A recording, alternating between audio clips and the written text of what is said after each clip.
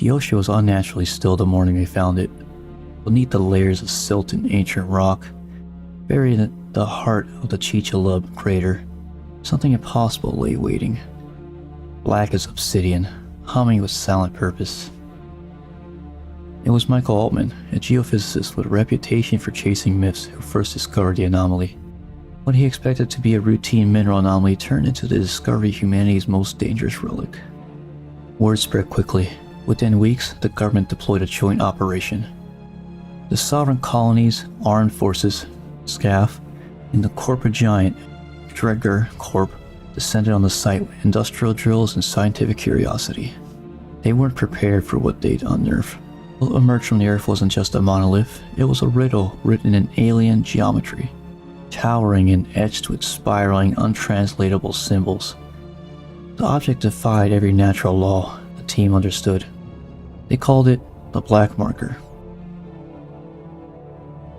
Further analysis would reveal a chilling truth. The marker hadn't arrived recently. It had fallen to Earth some 65 million years ago. The force of an extinction-level event, the same impact that had wiped out the dinosaurs, hadn't been a natural disaster. And now, after an eternity of silence, it was awake.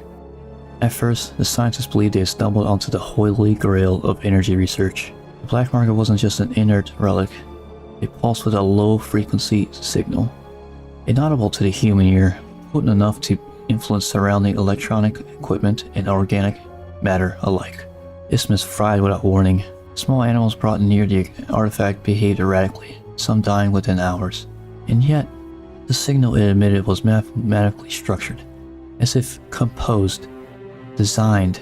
Theories spread like wildfire. Some suggested it was a message, others a form of alien technology. But what captivated the research teams most was the possibility that the marker held the key to an unlimited energy source.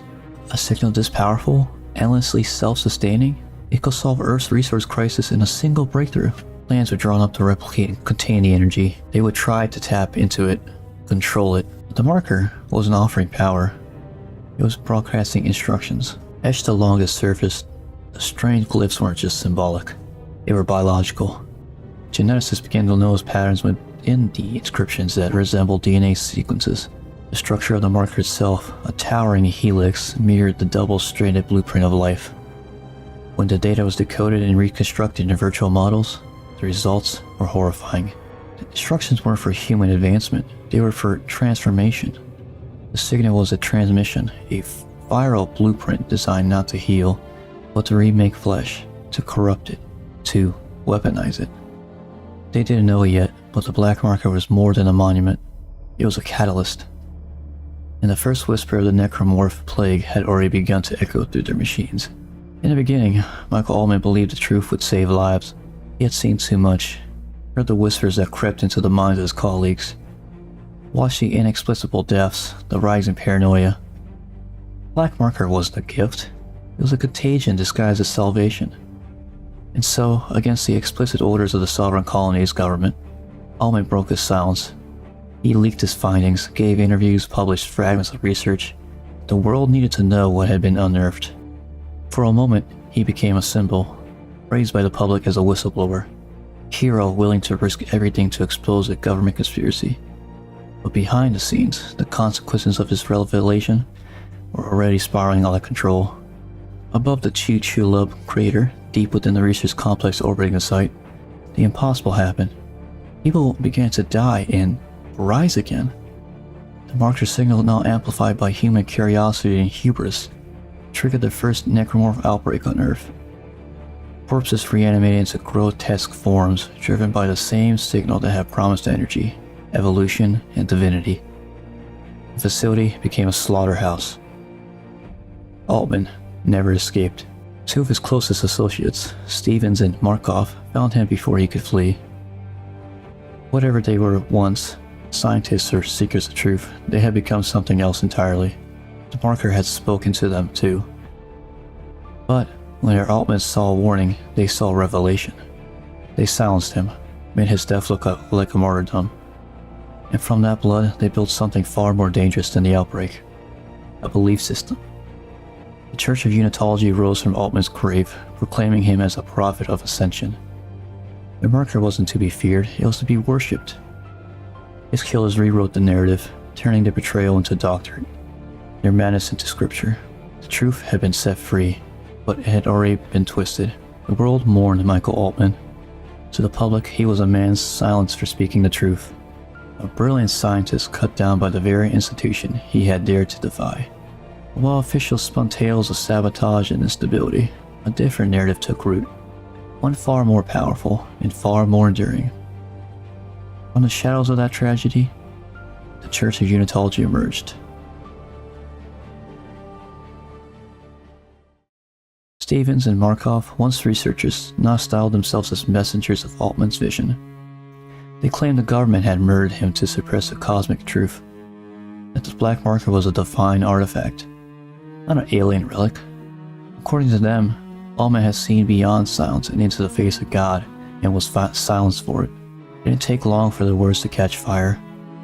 Unitology spread like a storm, sweeping across Earth and its colonies with a virulent speed. Its message was intoxicating. Death was not an end, but a beginning.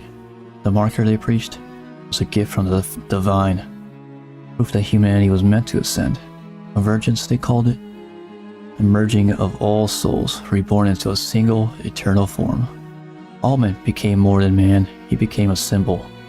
His likeness adorned shrines, his words, selectively edited and canonized, formed the basis of scripture. Pilgrimages were made to the Yucatan crater, replicas of markers were built in temples, and in time, facts faded to fate.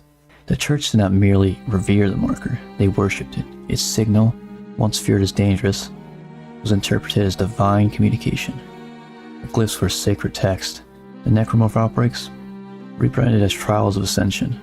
And Convergence, it became their promised salvation. Governments tried to suppress the movement, but it was already too late. The Unitology had embedded itself in every level of society, in politics, in science, in the military. The church's influence stretched far beyond the reach of one institution. And all the while, the marker waited, silent, watching. In the years that followed the Chichulub catastrophe, the truth was buried deeper than the crater itself. The sovereign colony's government erased the records, sealed the facility, and declared the incident a failed energy experiment. Survivors were silenced, witnesses vanished, and all traces of the outbreak were either sterilized or classified far beyond public reach. What remained of the black marker was locked under military quarantine, hidden away from the world too fragile to know the truth. But while the truth died in official records, it flourished in belief. Unitology thrived. The church spread to every corner of human civilization, its cathedrals etched with marker replicas, its leaders preaching Altman's distorted gospel. They claimed that the government feared enlightenment, that Altman had died to set humanity on the path towards divinity. Every attempt to suppress the religion only strengthened it, feeding the flames of conspiracy and fate. Behind closed doors, however, the sovereign colonies had not abandoned the marker. They were merely changing the playing field. Haunted by the Yucatan outbreak, military scientists and classified divisions continued their work in secret. They studied the marker signal, experimented with containment, and decoded its genetic language. And with every test, they grew more fearful. The marker could not be controlled. It did not tolerate misuse. It altered minds, corrupted flesh, and bent reality itself. Eventually, the conclusion was clear. The research was too dangerous for Earth. By the end of the century, a covert directive was issued. Project Exodus. All active marker research was to be moved off-world. The data had been preserved, replication was possible, but the original black marker? Its faith was quietly erased from history. Some claim it was dismantled, others that it was launched into deep space. The truth remains locked behind layers of secrecy. What is known is this: the artifact vanished, but its shadow remained. The technology survived, the blueprints were secure, in the void beyond Earth, the cycle was set to begin again. By the late 23rd century, the stars had not delivered salvation.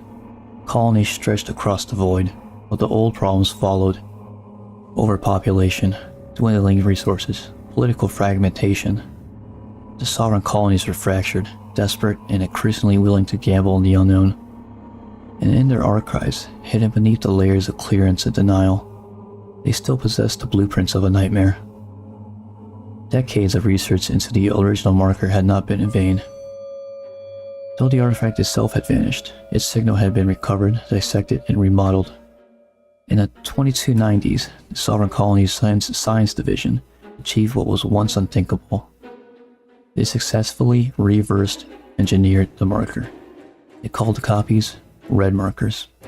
They were not relics, they were constructs, artificial reproductions built with precision, intended not for worship, but for study and control. One of the first, Marker 3A, was placed on a remote mining colony of Aegis 7. Far from the prying eyes of the public and political elite, officially it was a resource operation. Unofficially, it was an experiment. The hope was simple and terrifying: to extract the marker signal and understand its power, and finally harness it. With the red markers, humanity would no longer just scrape by, it would transcend, dominate, and evolve.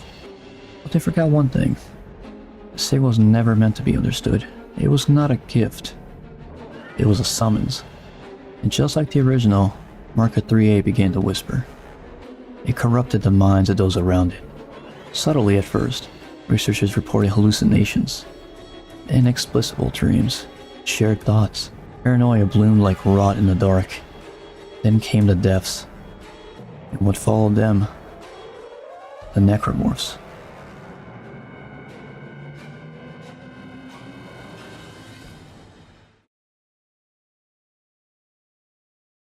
By this time, there was no Altman to warn them, no public outcry, only silence and containment orders.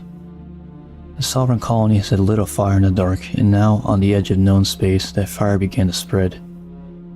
At the dawn of the 21st century brought no hope, only revelation and reckoning. The red markers had been a calculated risk, a desperate play by the Sovereign Colonies to bend an unknowable force to human will. But the outcome was always the same. From Aegis 7 to unexplored outposts, the result repeated itself: hallucinations, madness, transformation. Flesh twisted by design into abomination. And then came Tau Volantis. It was there, amid frozen ruins and buried machines, that Dr. Earl Serrano, one of the last remaining architects of market research, uncovered the truth that shattered everything they thought they knew. The signal, the necromorphs, the markers themselves were never the endgame. They were bait. The markers were receivers, antenna tuned to a much greater signal. Emanating from these entities that existed far beyond the boundaries of human perception. Planet-sized, sentient, and ancient, they drifted silently through the void like sleeping gods. The Brethren Moons, they did not come to conquer. They came to consume. Dr. Serrano's words barely escaped Tau Volantis before everything fell apart. The fragments he left behind, data logs, corrupted transmissions, and decrypted research were enough to terrify. Enough to convince the Sovereign Colony Council that it had not just unleashed death, but drawn the gaze of something far worse. And so, in the shadow of inevitable extinction, they evoked Scenario 5. It was not a retreat, it was erasure. The directive was absolute. Every active marker site was to be shut down, all related technologies disabled, all records purged. Every scientist, engineer, soldier, or civilian connected to the marker research was to be marked for termination. The Sovereign Colonies would not preserve what they had learned, they would bury it. Even the original black marker, long thought lost or dormant, was targeted. Whatever its true status, still on Earth, destroyed, or launched into the stars, Scenario 5 included it in the Purge. There could be no traces, no signals, no second chances. It was a desperate attempt to sever the tether before the Moons awakened. But deep in the cold black of space, the signal persisted, waiting. The truth had been buried, but fate endured. Although the black marker itself had vanished, swallowed by the classified purges of Scenario 5, it continued to live on in sketches, diagrams, and half-decoded files that had leaked out before the hammer fell. The Church of Unitology, now a global force of political sway and billions of followers, clung to these scraps like holy relics. They had never possessed the actual marker, only fragments of knowledge, conflicted reports, and Michael Altman's fractured writings. But in the absence of hard evidence, belief filled the void. The mystery only strengthened their cause. Altman's name was now spoken with reverence, his intentions twisted into divine prophecy. His scattered notes became scripture. His lectures, long misquoted and misrepresented, fueled growing myths. As the sovereign colonies erased one truth after another, Unitology rebuilt them in its own image. The markers the church proclaimed were not tools of destruction, but keys to rebirth. They taught that death was merely a doorway. The soul would not perish, but transcend, joining the great convergence of all consciousness. Unity, peace, eternal life, all of it promised through the contact with the divine signal. The necromorphs? Misunderstood forms. The outbreaks? Birth pangs of a new existence. Chaos was not feared, it was to be embraced. In a world growing colder, more mechanized, and harder to understand, Unitology offered something simple: purpose. It gave structure to lives that had none, hope to those drowning in poverty, and meaning to those forgotten by a society run on data, machinery, and silence. The temples were built not of stone, but of steel and sermons. Their scientists wore robes, but also lab coats. Their message was ancient, yet backed with the illusion of science, and so it spread. By the time EarthGov rose from the fractured remains of the sovereign colonies, Unitology had become more than a religion. It was a force, a global movement with eyes on every continent and claws in every institution. The irony was cruel. While the government had tried to bury the past, the church had made a monument out of it. Somewhere behind all the dogma and devotion, the signal still pulsed, calling. Centuries after the original disaster had been wiped from record, the Church of Unitology returned, whiny, methodically, to the place where it all began.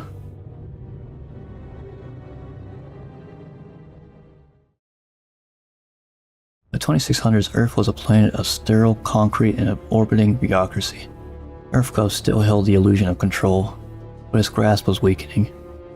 Amid the political gridlock and fading scientific curiosity, the Church thrived.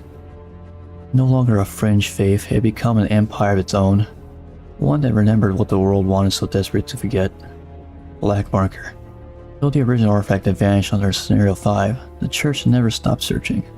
Beneath the radar of EarthGov surveillance, Unitology funneled vast funds into ecological restoration and marine conservation projects in the Gulf of Mexico, but the true focus was far older: the Chichulub crater, birthplace of the marker on Earth.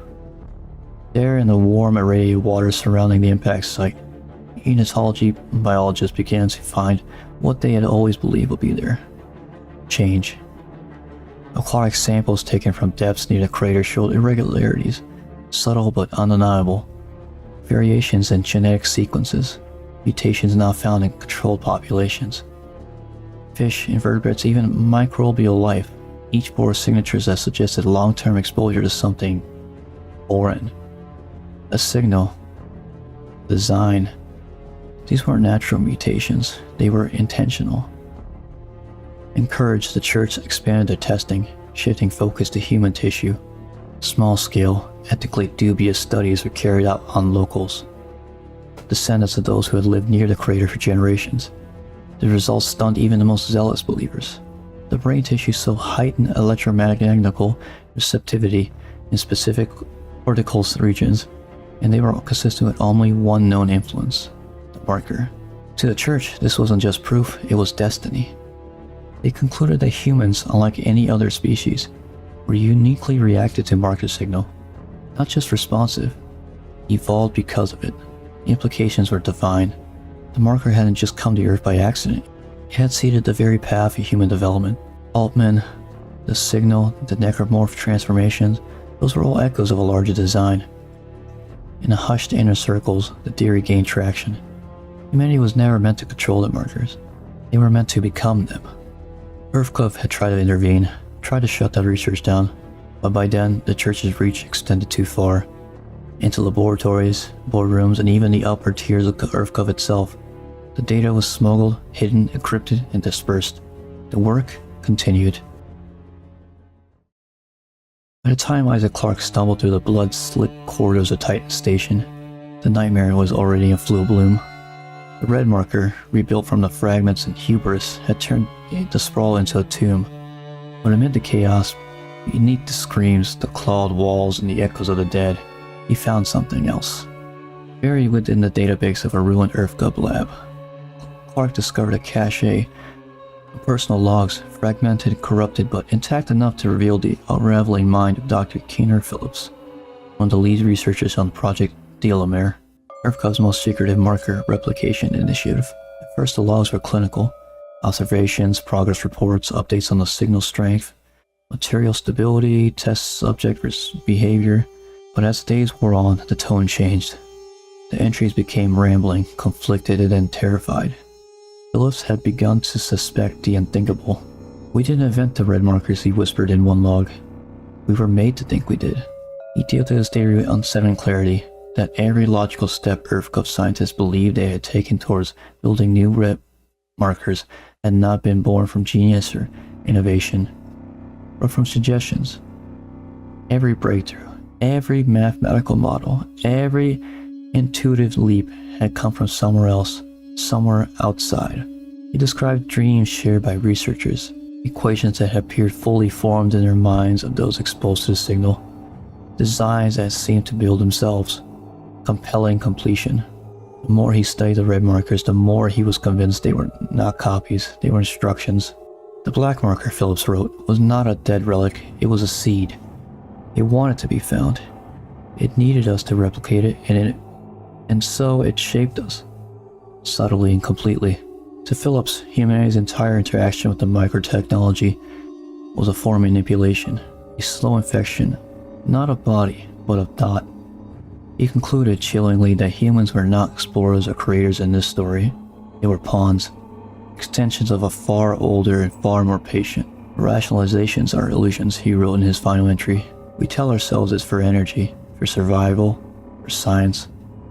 But they planted that. This signal guides our hands. We were never in control. We never were. Keener Phelps, Research Log 43553. I'm convinced we are puppets of some alien influence. I no longer believe we are in control of this project, or ever were. I believe even our rationalizations for this whole thing are an illusion, planted by the forces behind the original marker, the black one. We don't know how to make this thing. It is making us make it, and it's trying to get out, desperately. I'm under security watch after taking a sledgehammer to the tiny marker I built last week. We need to destroy everything we've built here, and destroy every record, every shred of research. They were right the first time on Aegis 7. This is beyond our ability to know or control.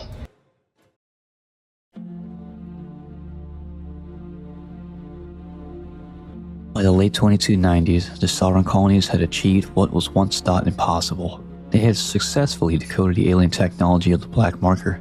In secret and with a sense of purpose that bordered on obsession, they began crafting imitations. 3 of these red markers were forged and quietly dispatched to distant, uninhabitable worlds. One was buried beneath the frozen surface of Creamyar, another embedded deep within the crust of Aspera, and the third, designated Marker 3A, was hidden on the desolate mining colony of Aegis 7, its true purpose known only to a handful of high-ranking officials. Once the red markers were placed and active, the science teams of the SCAF, rigid, methodical, and unknowingly dancing on the edge of madness, began their analysis. These signals were unlike anything they'd encountered. Rhythmic, pulsing, and almost alive. At first they believed the markers were generating these emissions, broadcasting some form of alien message. But the deeper they probed, the more unsettling the truth became. The markers weren't the source, they were the conduits.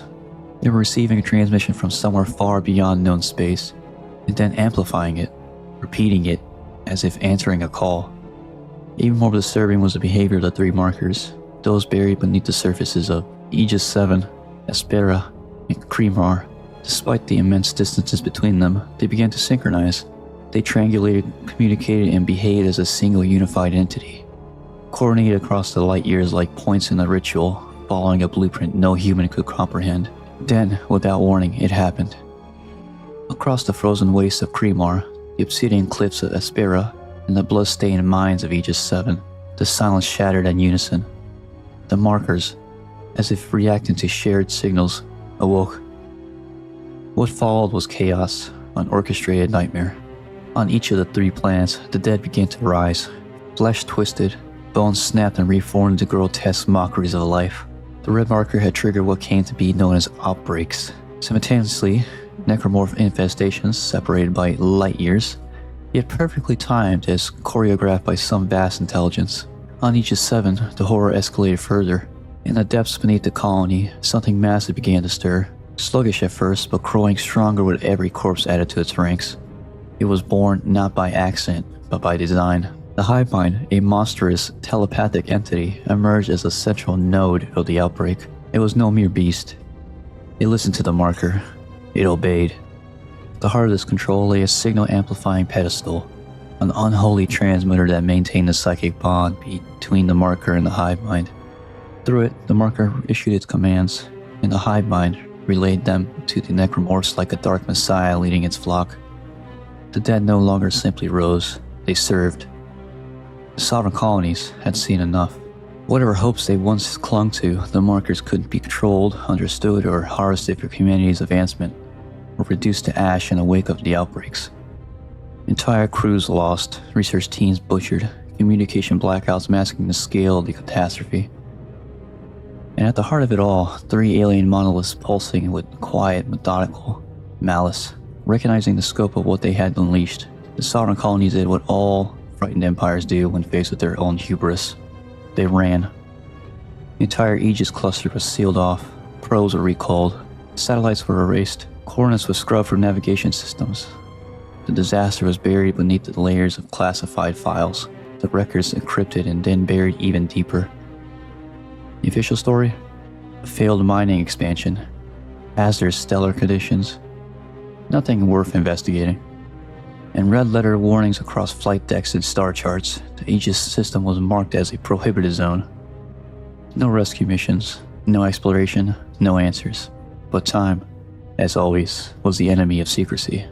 Decades later, long after the sovereign colonies fractured and collapsed under the weight of its own lies, its successor, the Earth Government Colonial Alliance, stumbled upon fragments.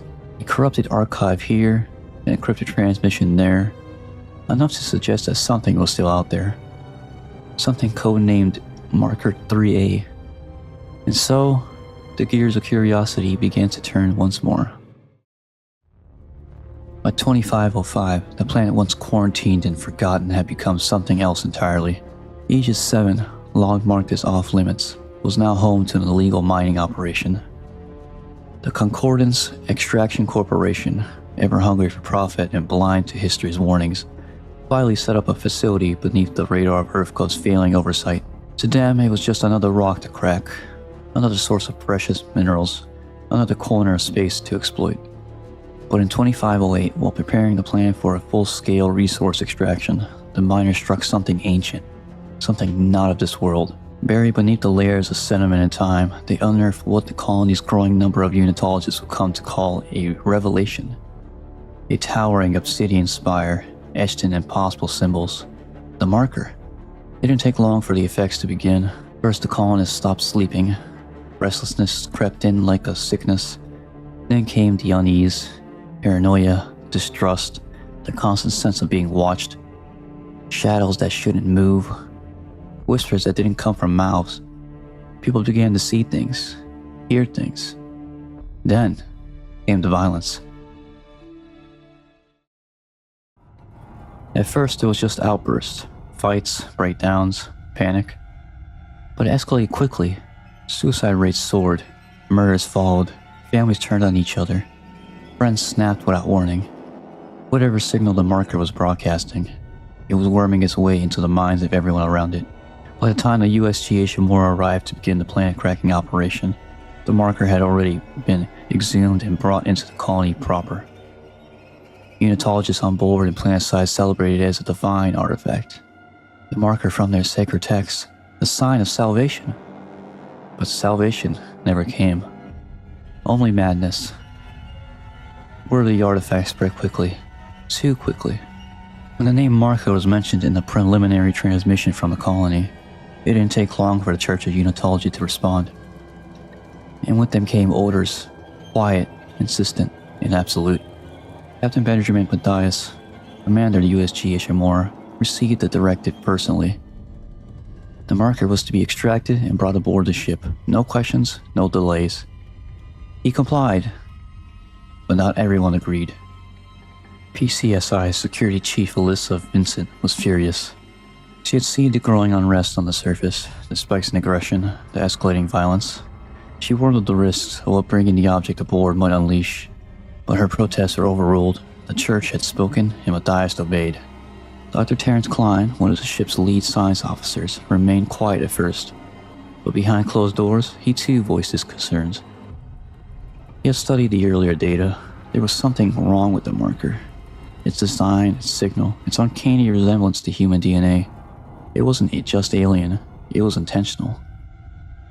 Then, just days after the marker was moved to the Ishimura, strange reports began coming in from the colony. Something biological, something unnatural, was growing in the lower sectors. It crept along the walls, pulsed through the vents. It looked like flesh but moved like mold. Technicians sent to examine it never came back. Then came the blackout. Every light on Aegis 7 went dark. All radio contacts ceased.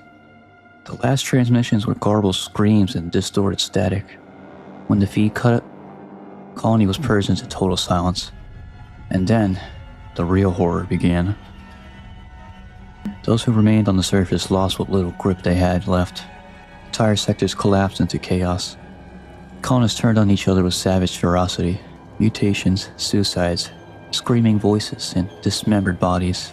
And from the shadows, something else emerged, something born from the dead. The necromorphs had arrived. It wasn't a descent into madness, it was a transformation. As the necromorph outbreak swept across the colony like a firestorm, the remaining survivors did what they could. They ran. With nowhere else to go, they flooded the shuttle bay, crammed into every available shuttle. Engineers, miners, scientists, families, anyone still breathing, clawed their way towards the only perceived refuge left. USG Ishimura in orbit. A few shuttles managed to lift off, trailing smoke and chaos in their wake. But as more desperate colonists pushed towards the escape, tragedy struck. One of the last overburdened passenger shuttles, its systems taxed beyond safety limits, its engines sputtering, lost control in the final approach. Whether it was pilot error or engine failure, or even sabotage, no one could really say for certain, but the result was unmistakable.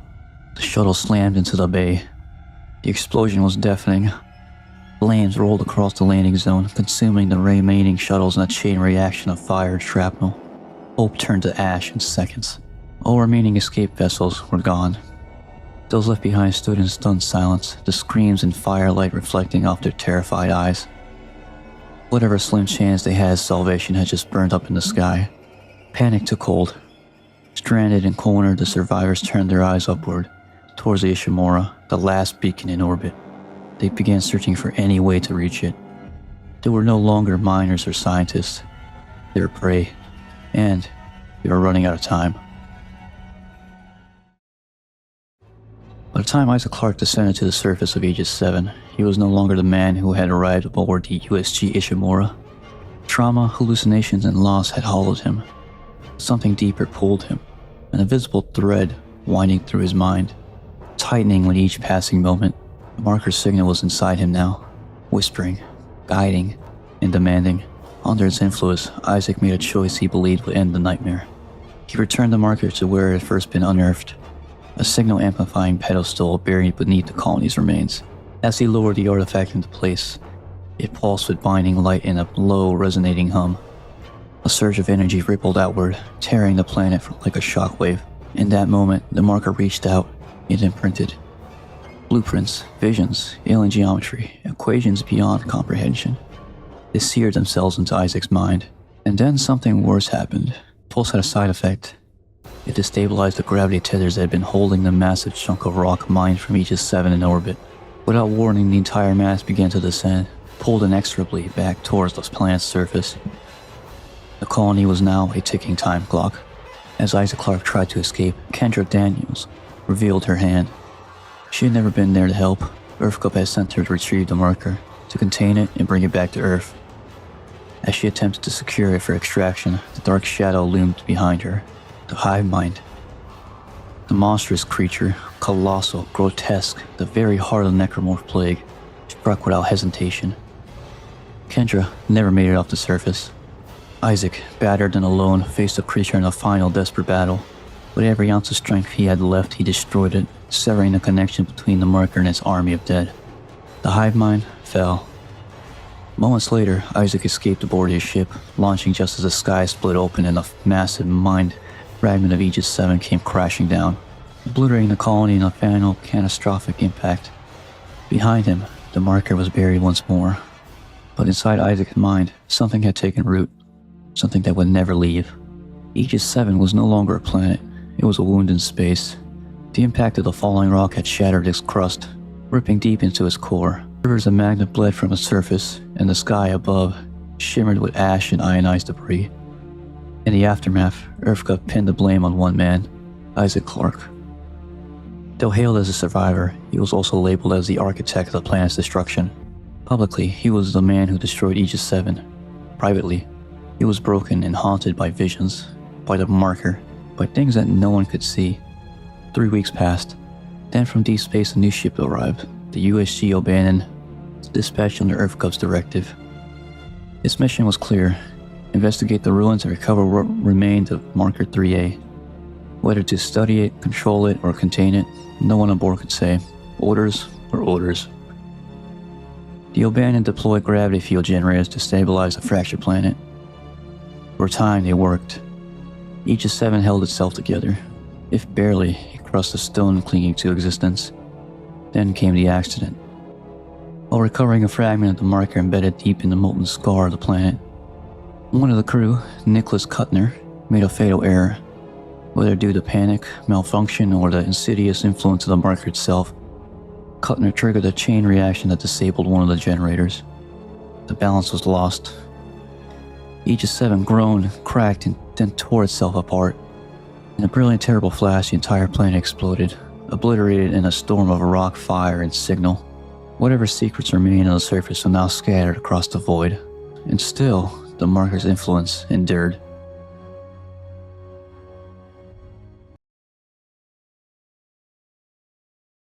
Across the vast, cold expanse of the universe, an ancient hunger drifts, immense and relentless. They are called the Brethren Moons, monstrous moon-shaped entities of necrotic flesh, silent in their passage but deafening in their purpose. They do not conquer in the name of power, nor ravage for survival. Their goal is far simpler. They exist to consume, to annihilate, reduce every trace of organic life into writhing biomass. World after world, system after system, they leave behind only silence. Not even bacteria survive their passage. Where they have touched, the very spark of life is scoured clean. They do not see themselves as destroyers, but as gods, divine arbiters of a universal truth. In their eyes, the conversion of flesh and spirit into necrotic unity is not extinction, it is ascension. When a species falls, it is not erased, but transformed, delivered into the fold of something greater, eternal and sacred. The markers, their messengers and architects, whisper the same message. Death is not the end. It is the beginning of something beautiful. Among the deranged and the devout who heed the markers, murder becomes mercy. Suicide is sanctified. Every broken body, every blood-stained altar is a gift. Nourishment for the brethren. A prayer answered in screams.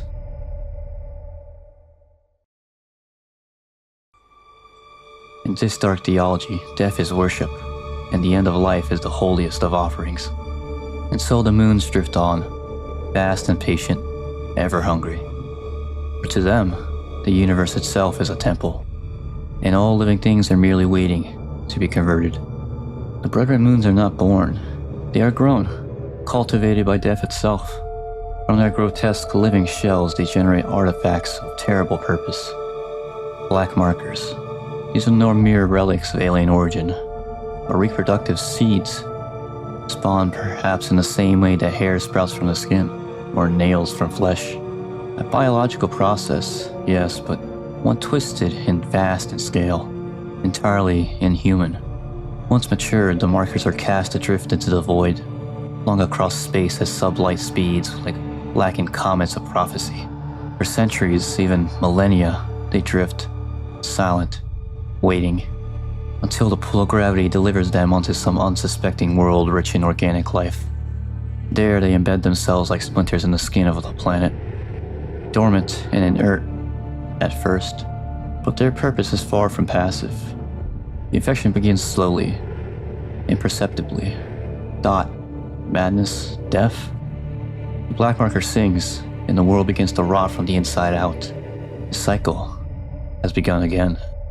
Roughly 65 million years ago, a massive asteroid tore through the skies and struck the Yucatan Peninsula, unleashing an extinction-level cataclysm.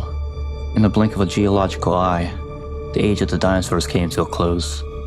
Scorched, drowned, and choked beneath a veil of ash. But what the world would never understand, what science would never dare consider, was that this was no random cosmic event. Buried deep within the heart of the asteroid was a passenger, a black marker. It was no accident, it was implantation.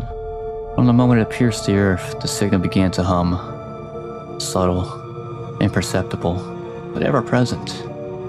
Its purpose was not immediate destruction, but preparation. With the great reptiles gone, a new order emerged. Mammals rose, adapted, spread. And over millions of years, intelligence bloomed. According to the Unitologist doctrine, in the maddening whispers of those touched by the marker dementia, this was no mere coincidence. The markers guided evolution. Their signal, altered and finely tuned, radiated a frequency not meant to kill, but to shape, to influence neural pathways, to whisper across generations. The end goal was chilling in its simplicity. Cultivate a species capable of understanding the marker, of replicating it, of becoming the hands by which the Brethren Moons could continue their divine work. Humanity was not chosen. Humanity was grown. And when at last we began to study the black marker, when we began to crack its secrets and force the first red marker in its image, we did not invent a miracle. We answered a call. When a black marker reaches a host world, it does not announce its arrival with fury and fire. Instead, it waits, buried beneath the oceans, embedded in the rock, or hidden beneath layers of soil and time. It falls into dormancy for centuries, sometimes eons. It remains silent, patient as only something eternal can be. It is not yet time. The dormant species must evolve, must build, must strive, must think. Only when the creatures of that world reaches a critical threshold of technological and cognitive advancement does a marker begin to stir. And then it sings. The electromagnetical signal it emits is not just heard, but felt, deep within the mind. A frequency not bound by sound, but by thought. To the weak-minded, it brings madness, sudden irrational violence, murders, suicides, entire communities collapsing into blood-soaked chaos, seemingly without reason. But for others, those gifted with intellect, vision, or scientific curiosity, the signal takes a different form. It becomes understanding. Complex codes flood the minds of the researchers and engineers, patterns and blueprints that cannot be ignored. They feel compelled, driven to replicate the object before them, to build, to create, all the while believing they are making a breakthrough, unraveling an alien mystery, unlocking the secrets of the universe. But they are not inventing, they are obeying. Marker has no need to act directly. It whispers in. The intelligence serve. They construct red markers, thinking them tools or solutions, never realizing they are feeding the infection, giving birth to a new cycle. What they believe is progress is merely the next stage in a carefully orchestrated extinction. And so the marker begins its true work. To those who first encounter it, the marker signal seems like a miracle, a boundless, self-sustaining source of electromagnetical power, a power source without equal, pulsating with promise and possibility. Civilizations eager to solve energy crises or ascend beyond their natural limits flock to study it. In their pride, they replicate what they barely understand, forging red markers, artificial copies designed to harness and reproduce the original signal. These replicas are distributed widely, seeded across colonies, research stations, and cities under the illusion of progress. The species unknowingly begins to thread its own noose. For the time, the signal remains benign, but that serenity is a deception, because the marker's purpose is not simply to lure, but to prepare. Then, without warning, the dormant function awakens. The signal shifts, activating something buried deep within the molecular structure of the dead flesh. Corpses twitch, wounds knit in grotesque ways, muscles reconfigure, bones crack and twist, and from the bodies of the dead rise necromorphs, monstrosities reborn through recombinant infection. They are not resurrected as they were, but as weapons of flesh, driven by rage and a singular instinct to spread. The infected overrun entire cities in hours, with red markers already embedded across major population centers. Outbreaks ignite almost simultaneously, fracturing any attempt at containment. Civilizations unravel under the weight of their own ambition, torn apart not by an enemy from without, but by the dead from within. It is not the energy the marker offers. It is Genesis, the rebirth of the dead in service to the Brethren Moons. And by the time the living understand the truth, they are no longer alive to stop it. There comes a point after the screaming has faded, after the dead had claimed the living, and the world itself has become little more than a mass grave, when the marker reveals its final purpose. It is called the Convergence Event. Once a necromorph infection has harvested enough biomass, when the land teems with the twisted dead and the air is thick with decay, the marker initiates the birth of something far greater than mere abomination. Whether it's the original black marker or one of its countless wreck copies, the signal crescendos, and the cycle reaches its climax. If the marker in question is artificial, built by the hands of the curious and the damned, it still bears potential to trigger convergence. But to do so, it must consume its creators. Those who replicated the marker must be killed, absorbed, their knowledge and essence sacrificed to fulfill the ritual. For only through death can the new god be born, and when the moment arrives, the world itself rises. All necromorphs, all cadavers, all loose and rotting tissue within reach of the marker's influence are ripped from the surface, hurled skyward in a grotesque storm of flesh.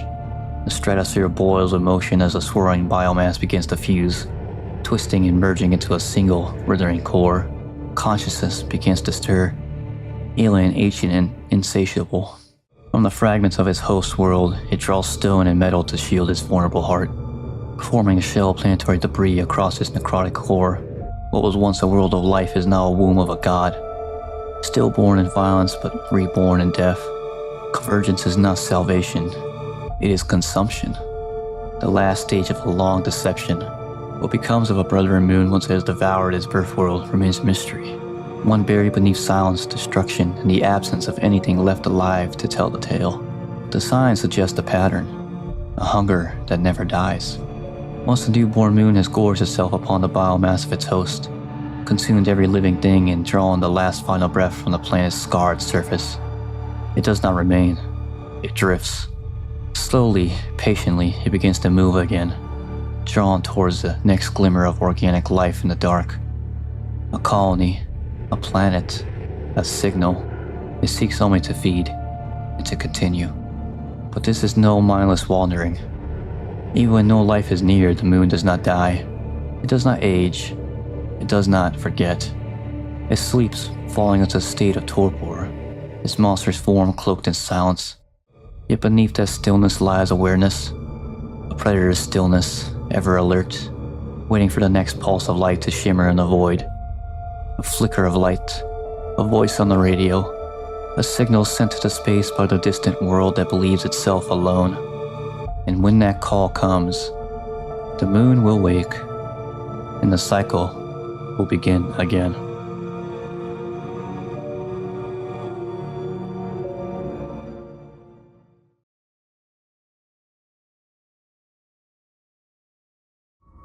"2 million years ago, beneath the icy crust that now chokes its surface, Tau Volantis was a world teeming with life, a planet once awash in vast oceans and surrounded in a humid, storm-laced sky.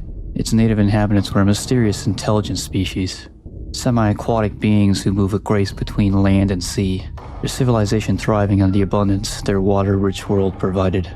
Curiosity drove their advancement, much like it had on Earth eons later, and it was that same curiosity that led them to uncover something buried deep within the planet's crust, a black marker. At first it was a marvel, the artifact pulsed with limitless energy, whispering secrets of power and unity to those who studied it, believing they had found a divine gift or perhaps a path to ultimate understanding. The inhabitants began replicating the marker, spreading its influence across their world. The more they copied, the more enthralled they became. Science blurred with reverence, devotion replaced logic. The marker was no longer a tool, it became an idol. As its signal reached deeper into their minds, the alien civilization was changed. Their thoughts ceased to be their own.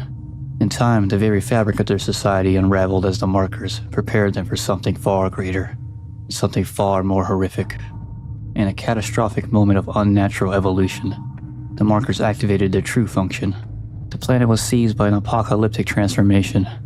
Dead flesh was repurposed, reshaped. Consciousness dissolved into instinct. Convergence Event had begun. The species was lost, but the moon had begun to form. Yet not all had succumbed to the whispers of the marker. Among the alien race, a desperate few resisted its call. Scientists, engineers, and thinkers who saw the truth behind the veil of divinity. In secret and in silence, they devised a plan to undo what had begun. At the heart of their efforts was the Codex, a device capable of interfacing with the same technology that the markers had corrupted. Working in tandem with the massive planet-spanning terraforming machine, Codex would not destroy the moon, but freeze it in place, halting convergence before it could be completed. They succeeded, but only partially. The machine activated, unleashing a planetary-scale cryogenic cascade. Oceans flash froze, skies darkened. Tau Volantis was entombed in ice, transformed into a barren, frozen grave. The sentient moon, the final form of the necromorph life cycle, was left incomplete, partially formed, semi-conscious, and dormant beneath the crust. Its hunger silenced, but not extinguished. The cost was absolute. The few who had resisted were lost with their world, buried in ice and time. Yet their actions sealed the fate of the moon. For now, it waited beneath the frost, patient and dreaming, until the signal would call again.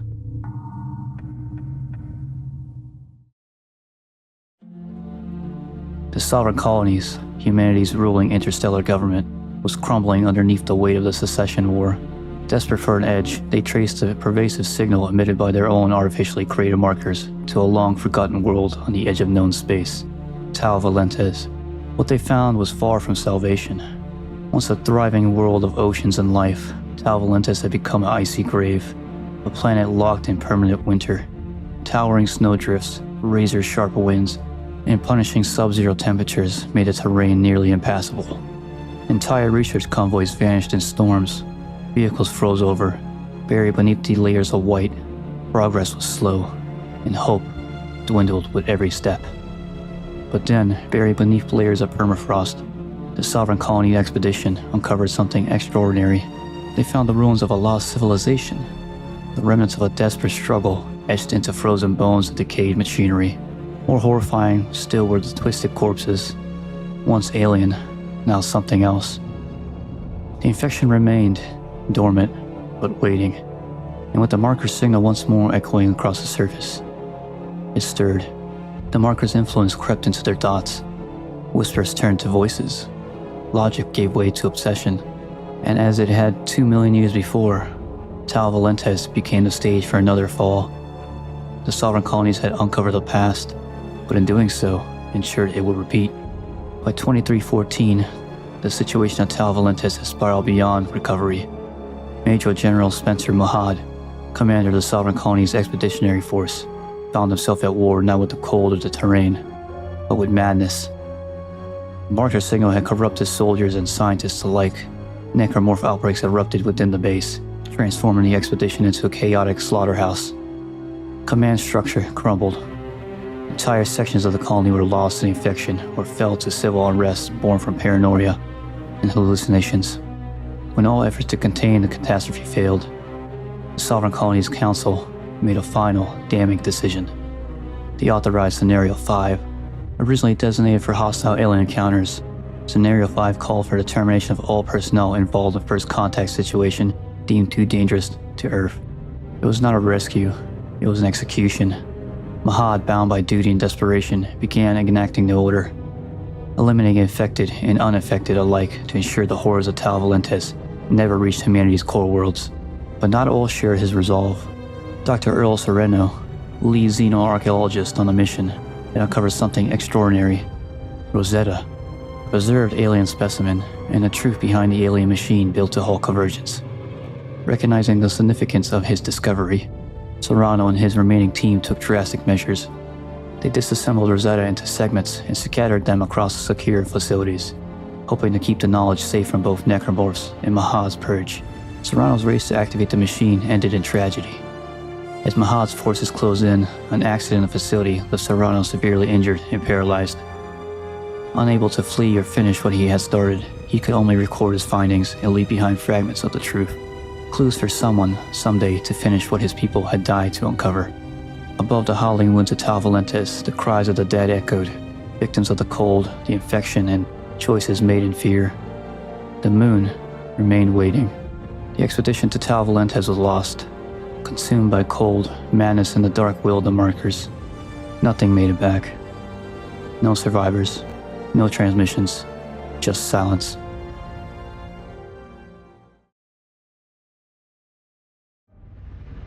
Two centuries passed. Above the dead planet, the shattered remains of the Sovereign Colony's armed forces flotilla drifted in silent orbit. Once a proud fleet of warships and research vessels, it now floated as a graveyard, derelict, iced over and forgotten. The crews had long perished, many by the hands of their own comrades, executed under Scenario 5 or claimed by the necromorph outbreak that had spiraled beyond containment. On the surface, the settlements built by the expedition stood still, frozen in time and function. Research outposts, supply depots, excavation sites, and industrial complexes lay buried beneath layers of snow and ice. Equipment lay rusting and broken. Power lines dangled from shattered pylons. Security doors flickered and groaned, long without maintenance. These are not ruins of war, but of silence, a world abandoned mid-sentence. The landscape itself had become a reflection of death. What remained of Tau Volantis was a grave, tomb for two civilizations, one alien, one human, both undone by the same whispering signal that had promised salvation and delivered extinction. And yet, deep beneath its frozen skin, the marker still stirred, incomplete, dormant, waiting. In the year 2514, long after Tau Volantis faded from human memory, a single thread of truth was uncovered.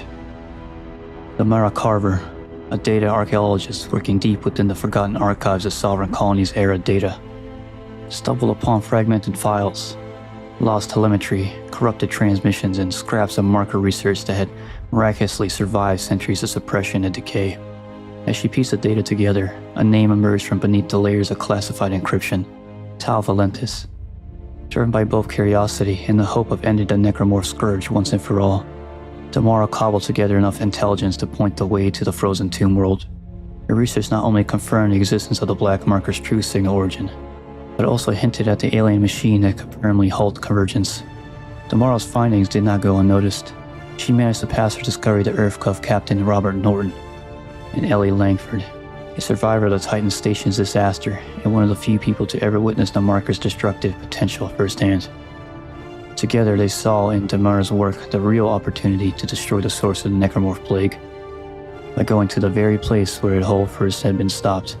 But the truth she uncovered came at a price. The Circle, the most fanatical sect of the Church of Unitology, had long sought the origin of the markers, believing Convergence to be the next step in human evolution. When they learned of Damara's discovery, they acted swiftly and without mercy. She became a threat to their prophecy, a bearer of forbidden knowledge that had to be silenced. Before she could complete her mission, Damara Carver was murdered, another casualty in the war between truth and belief. But her death was not in vain. Her research lived on, carried forward by those who refused to submit to the marker's call. And once more, eyes turned to the frozen shadow of Tau Volantis, where humanity's final battle against extinction was destined to unfold.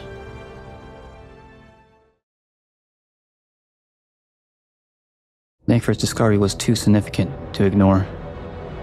Determined to reach Tau Volantis and unravel the secrets buried beneath its frozen surface, she convinced EarthGov Captain Robert Norton and Sergeant John Carver to seek out one man who had faced the markers and survived: Isaac Clarke.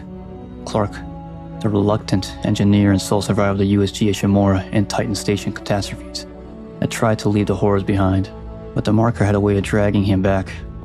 Under Langford's advisement, and with little choice, he agreed to join the mission, knowing full well what might await him on the surface of the forgotten world. From orbit, the team believed Tau Volantis to be the marker homeworld, the birthplace of the necromorphs, the origin of the Black Marker signal. cold, desolate planet seemed the logical source of the infection that haunted humanity for centuries. But as Clark, Langford, Norton, and Carver entered deeper into the remains of the Sovereign Colony's expedition and shifted through the broken data cores and scattered research logs, a more startling truth emerged. Tau Volantis had not birthed the markers. It had tried to destroy them. 2 million years ago, the planet had been an epicenter of a massive marker uprising, triggered by an alien species that fell under the signal's control. Their fall had been halted.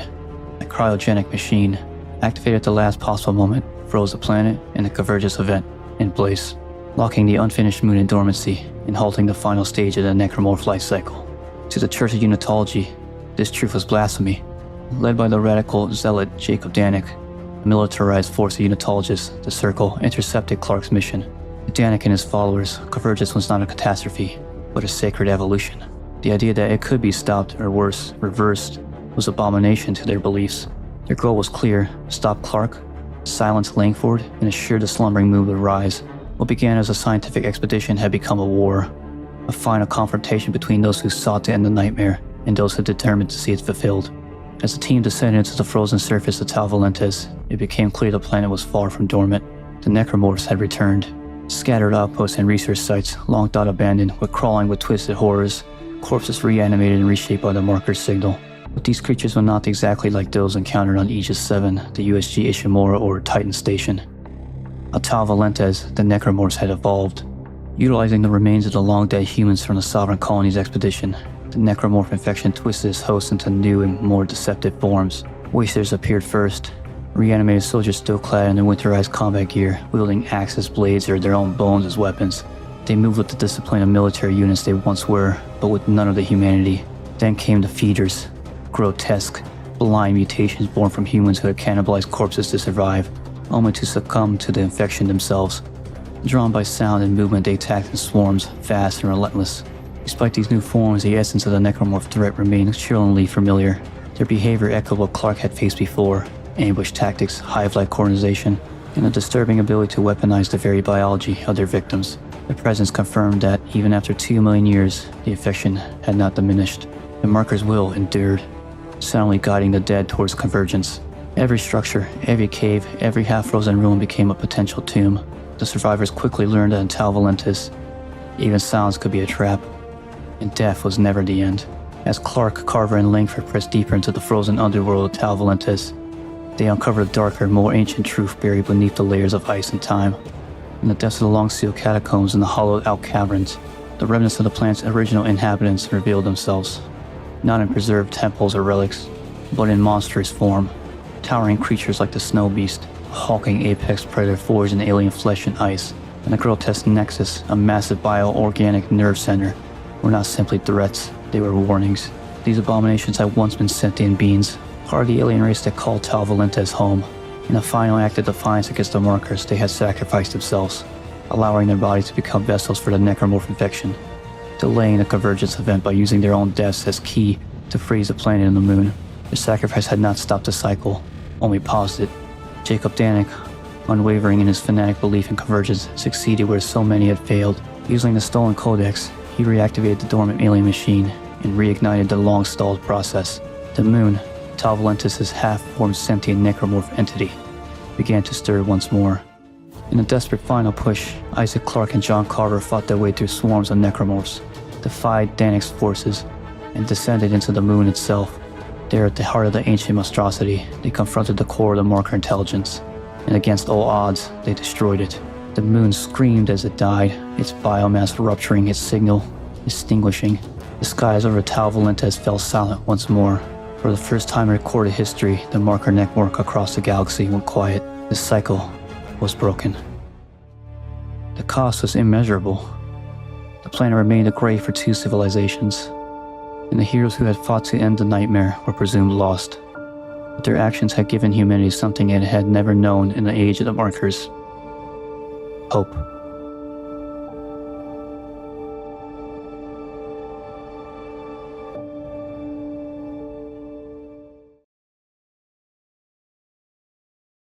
In the shadow of Earth's turmoil, where nations clashed and the planet choked on its own excess, the moon offered promise of salvation.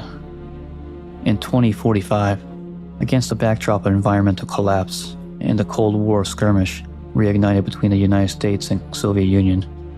A bold venture emerged from desperation and ambition, the founding of New Horizons. Born from an unprecedented alliance between China and the United States, New Horizons wasn't just humanity's first permanent off-world colony. It was a lifeline, carved into the dusty regolith of the lunar surface. The colony began as a joint strip mining operation, its machines humming through endless gray plains. But beneath that lifeless soil lay treasure, helium-3, a rare isotope poised to reshape Earth's failing energy grid. What started as an engineering experiment soon became a keystone of human survival. With every shipment sent back to Earth, the moon's value deepened, and as the stars blinked coldly above, New Horizons stood as a fragile, glowing outpost, proof that even in the chaos of a dying world, hope could still rise. Over time, New Horizons became more than just a mining colony. It evolved into a gateway. As humanity's dreams of deep space exploration ignited into reality, the lunar settlement transformed into a bustling launch point for missions to Mars, Europa, and beyond. The once Spartan outpost ballooned in size, drawing pioneers, engineers, dreamers, and the drifters alike. Anyone with aspirations among the stars eventually found themselves passing through or settling in New Horizon. But with growth came chaos.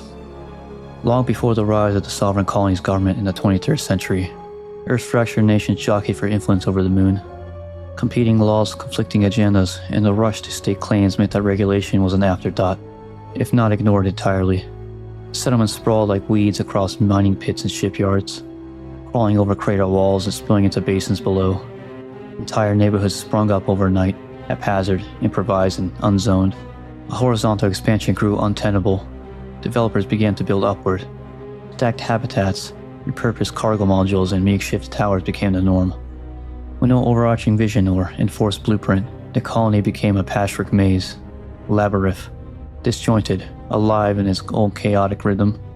Streets twisted through scaffolding, power conduits draped across open corridors, and forgotten alleys descended into shadow. New Horizon was no longer just a colony. It was a frontier city in the stars, raw and unruly, built not by design, but by necessity. For centuries, the moon was a beacon. Generation after generation made its journey to New Horizons, drawn by promise, the promise of work, of discovery, of a better life away from Earth's broken surface. The colony thrived, expanding into a sprawling metropolis etched across the gray dust, a monument to human persistence. But time is cruel to pioneers. As deep space travel became cheaper and more efficient, humanity looked farther outward. Mars, Titan, even the fringes of the Kuiper Belt. These became new frontiers. The moon, once the jewel of human expansion, was now a hollowed-out husk. Its helium-3 reserves, stripped mined for generations, ran dry. Its shipyards grew quiet. The jobs vanished. What remained of New Horizons was a fading echo of its golden age. The vibrant corridors that once teemed with engineers, scientists, and hopeful settlers became dim and crumbling. Businesses shuttered, infrastructure decayed, and the people, those who couldn't afford to leave, were left behind in a world built for dreams, now choked by poverty and neglect. Skyscrapers turned into tenements. Shipyards became scrapyards. The moon, once humanity's stepping stone to the stars, had become a forgotten slum orbiting a planet that had long since moved on. And though a few major corporations still maintain token offices and aging work sites on the moon, it's little more than a formality, a gesture towards a past that no longer holds value. The boardrooms are half empty, the lights flickering overhead, and the once thriving industrial parks lie in slow decay, staffed by skeleton crews who count down the days to reassignment. No one sees the moon as a land of opportunity anymore. Its time has passed. To most travelers, New Horizons is just a stopover, a weary layover on the way to somewhere that still matters. Mars, Venus, the outer colonies, those are the destinations now. The moon is a waiting room with gravity, a place to sleep, refuel, and quietly hope your name comes up on the next outbound manifest. And for those who remain, not by choice but by circumstance, colony exists in a kind of a slow, silent exile, adrift in the shadow of better worlds. By the 26th century, New Horizons had become a relic, kept running not by ambition, but by inertia. Its day-to-day affairs were largely controlled by New Horizons Security Force, a branch of EarthGov's sprawling bureaucracy. More garrison than police, the security force operated like a gendarmerie, maintaining a firm grip on the colony's crumbling infrastructure and restless population. They were underfunded, overarmed, and increasingly desperate. Conscription had become commonplace. Young residents plucked from their homes and given a uniform in place of opportunity. For many, service in the security forces was less a calling than a sentence, a way to earn just enough ration credits to keep their families afloat. In a colony that once symbolized the future, power now rested in the hands of those charged with keeping it from falling apart. Despite its decay, New Horizons had not been forgotten, at least not entirely. Beneath the rustling towers and flickering neon of the lunar slums, it still held a certain strategic allure. The population was large enough to study, poor enough to be ignored, and isolated enough for secrets to remain buried. At some point after 2508, EarthGov quietly established the Red Marker test site deep within the bones of the metropolis. No public announcement was made. No official acknowledgement followed. The marker's arrival came under the cover of routine cargo shipments, and its containment, if it could be called that, was handled by the various security forces already keeping order through fear and conscription. In the rest of the system, New Horizons was a forgotten layover, but to EarthGov had become something more, a proving ground, a place where the boundaries of science and sanity could be pushed in the name of control. The Dylan colony was a perfect place to plant the seeds of something far darker. Years after their harrowing escape from Titan Station, Isaac Clarke sought refuge in one of the few places left that still felt distant from EarthGov's gaze. Earthfry's apartments. A dilapidated high-rise nestled within the battle sprawled New Horizons. It wasn't much, but it was quiet, and for a time, it was enough. That fragile piece shattered in 2514. Without warning, the colony came under siege by the Circle, a militant sect of the Church of Unitology. Fanatical and heavily armed, they struck with precision, tearing through the underprepared New Horizons security force in a matter of hours. Their true objective lay at the heart of the colony, the Red Marker, hidden beneath the decaying structure known only as the Marker Shroud. The Circle succeeded in destroying the Shroud, unleashing the full signal of the Red Marker. What followed was chaos. The Marker's activation triggered a necromorph outbreak of catastrophic scale. Entire districts were lost within hours as the dead twisted into horrors. The streets ran red, the skies choked with smoke and screams. New Horizons, once humanity's first great colony, became a tomb. Isaac, no stranger to hell, once again found himself fighting through madness. Navigating the labyrinth wreckage of the city, he battled through swarms of necromorphs and Circle fanatics alike. Every hallway, every staircase was a war zone. Eventually, bloodied and exhausted, he reached the USM Endora and escaped the dying colony. New Horizons was never heard from again. Whether it was consumed entirely by the outbreak or simply abandoned to rot in lunar silence. One truth remained. The moon, once humanity's first step into the stars, had become a forgotten grave.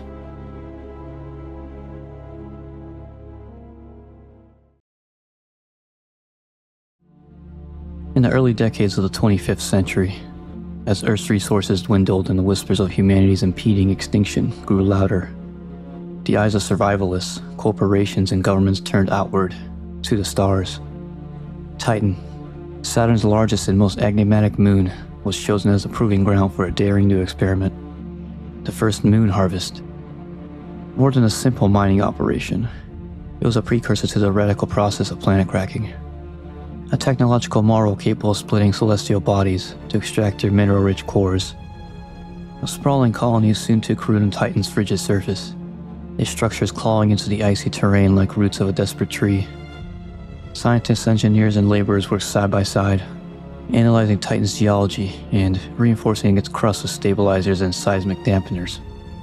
They lived beneath the thick domes and flickering lights, racing against time, driven by the belief that if this failed, there might not be a next time. By the 2440s, their efforts culminated in success. With a thunderous rupture felt through space itself, Titan was cracked open like an ancient egg, its molten heart yielding an abundance of rare minerals and fuels. Humanity cheered from Earth and Mars alike, unaware of the cost that would come in time. For now, the mission had delivered. Titan's harvest met the insatiable needs of a civilization on the brink, pushing extinction just a little further away. Despite its initial success, the harvest of Titan came to an abrupt and unexplained halt before the moon could be fully dismantled. What remained was a jagged shard of the original moon, an immense broken fragment still anchored in Saturn's orbit. Curiously, it was the very shard where the first colony had been established, as if fate had preserved the cradle of the operation. Though the grand ambitions of harvesting Titan had ended, the colony itself did not wither. On the contrary, as planet cracking gained momentum across the solar system, the station on Titan's shard transformed into something far greater. Its position, remote yet centrally connected, made it a natural hub for deep space mining operations, and a critical research outpost for studying planetary fragmentation and gravitational stability. Infrastructure boomed. Modular habitats gave way to permanent structures. Commercial zones sprouted like weeds. Glowing malls, market stalls, and neon-lit arcades drew in a constant stream of transit workers and curious travelers. What began as a scientific enclave evolved into a living, breathing city, one built on the edge of a vacuum, thriving on the promise of progress. Titan Station, as it came to be known, became a strange contradiction. A vibrant metropolis clinging to the remains of a half-destroyed world. It stood as both a monument to humanity's technological ambition and a silent reminder some operations are abandoned for reasons never fully understood. Titan Station began to feel the quiet tremors of collapse, not from within its fractured shard of a rock, but from the slow decay of the industry that had birthed it. The infamous USG Ishimura Incident sent shockwaves through the planet-cracking sector, eroding public trust and corporate confidence in what had been once humanity's most ambitious method of resource extraction. Rumors swirled, hushed and buried underneath layers of classified reports. But the damage was done. The CEC, once a titan among interstellar corporations, began posting heavy quarterly losses. Contracts dried up, ore shipments dwindled, and with them, so did the lifeblood of Titan Station. Mining support services, long the backbone of the station's economy, folded or scaled back operations. Bays once filled with loud machinery and energized crews fell silent. The malls grew quieter. The streets once bustling with travelers and vendors emptied as jobs vanished. Unemployment surged, and with it came unrest and uncertainty. Titan Station, suspended in Saturn's shadow, had always thrived on motion, on the constant influx of labor and wealth. Now with the industry in decline, it had begun to stagnate, its heart still beating, but slower and weaker as if bracing for the storm to come. Amid the economic downturn and rising unemployment, Titan Station, by then widely known as the Sprawl, found an unlikely lifeline. EarthGov, ever discreet in its ambitions, funneled a series of classified research grants into the station's infrastructure. Officially, these funds were meant to support scientific advancement and deep space experimentation, a way to repurpose the station's once vital workforce. Unofficially, whispers among the remaining technicians and administration staff hinted at something darker, off-the-books projects, unexplained material shipments, and entire sectors of stations cordoned off for security purposes. Still, for a time, the money flowed. New research labs were constructed under the guise of economic revitalization. 4 more miners and dock workers were retrained, repurposed as low-level lab technicians or security personnel. Shops reopened, commerce ticked upward, and the Sprawl's flickering lights steadied once more. It wasn't a full recovery, not by a long shot, but it gave the station purpose again. To most, the nature of the research didn't matter. It paid, and it kept the lights on. But buried deep beneath the surface of the Sprawl, in those quiet, restricted sectors, something had begun to stir. Something that would soon unravel the fragile revival the station had so desperately clung to. Over the course of 3 long years following his rescue from his derelict escape shuttle, Isaac Clarke was kept hidden from public eye, buried deep within the cold, sterile wards of Titan Station's medical center. Alongside him was Nolan Strauss, a fellow survivor of exposure to the marker signal. Both men irreparably scarred by what they had once witnessed, and by what still lingered within their minds. Under the direction of EarthGov's director, Hans Tideman, the Sprawl's highest levels of research are no longer dedicated to exploration, but to obsession. Tideman and his team of lead scientists knew the truth. Buried within Isaac and Strauss's fractured physiques were the blueprints, the very code for constructing a marker, the same forbidden technology responsible for mass death and madness on Aegis 7 and aboard the USG Ishimura. They did not ask for the knowledge, they took it. Day by day, test by test, the images were extracted, sometimes with machines, sometimes with chemicals, and always with cruelty. Isaac and Strauss became unwilling architects, forced to recreate the very horror that had destroyed their lives. Eventually they were accumulated in the construction of a massive marker deep beneath the sprawl, hidden from public view, but radiating its presence all the same.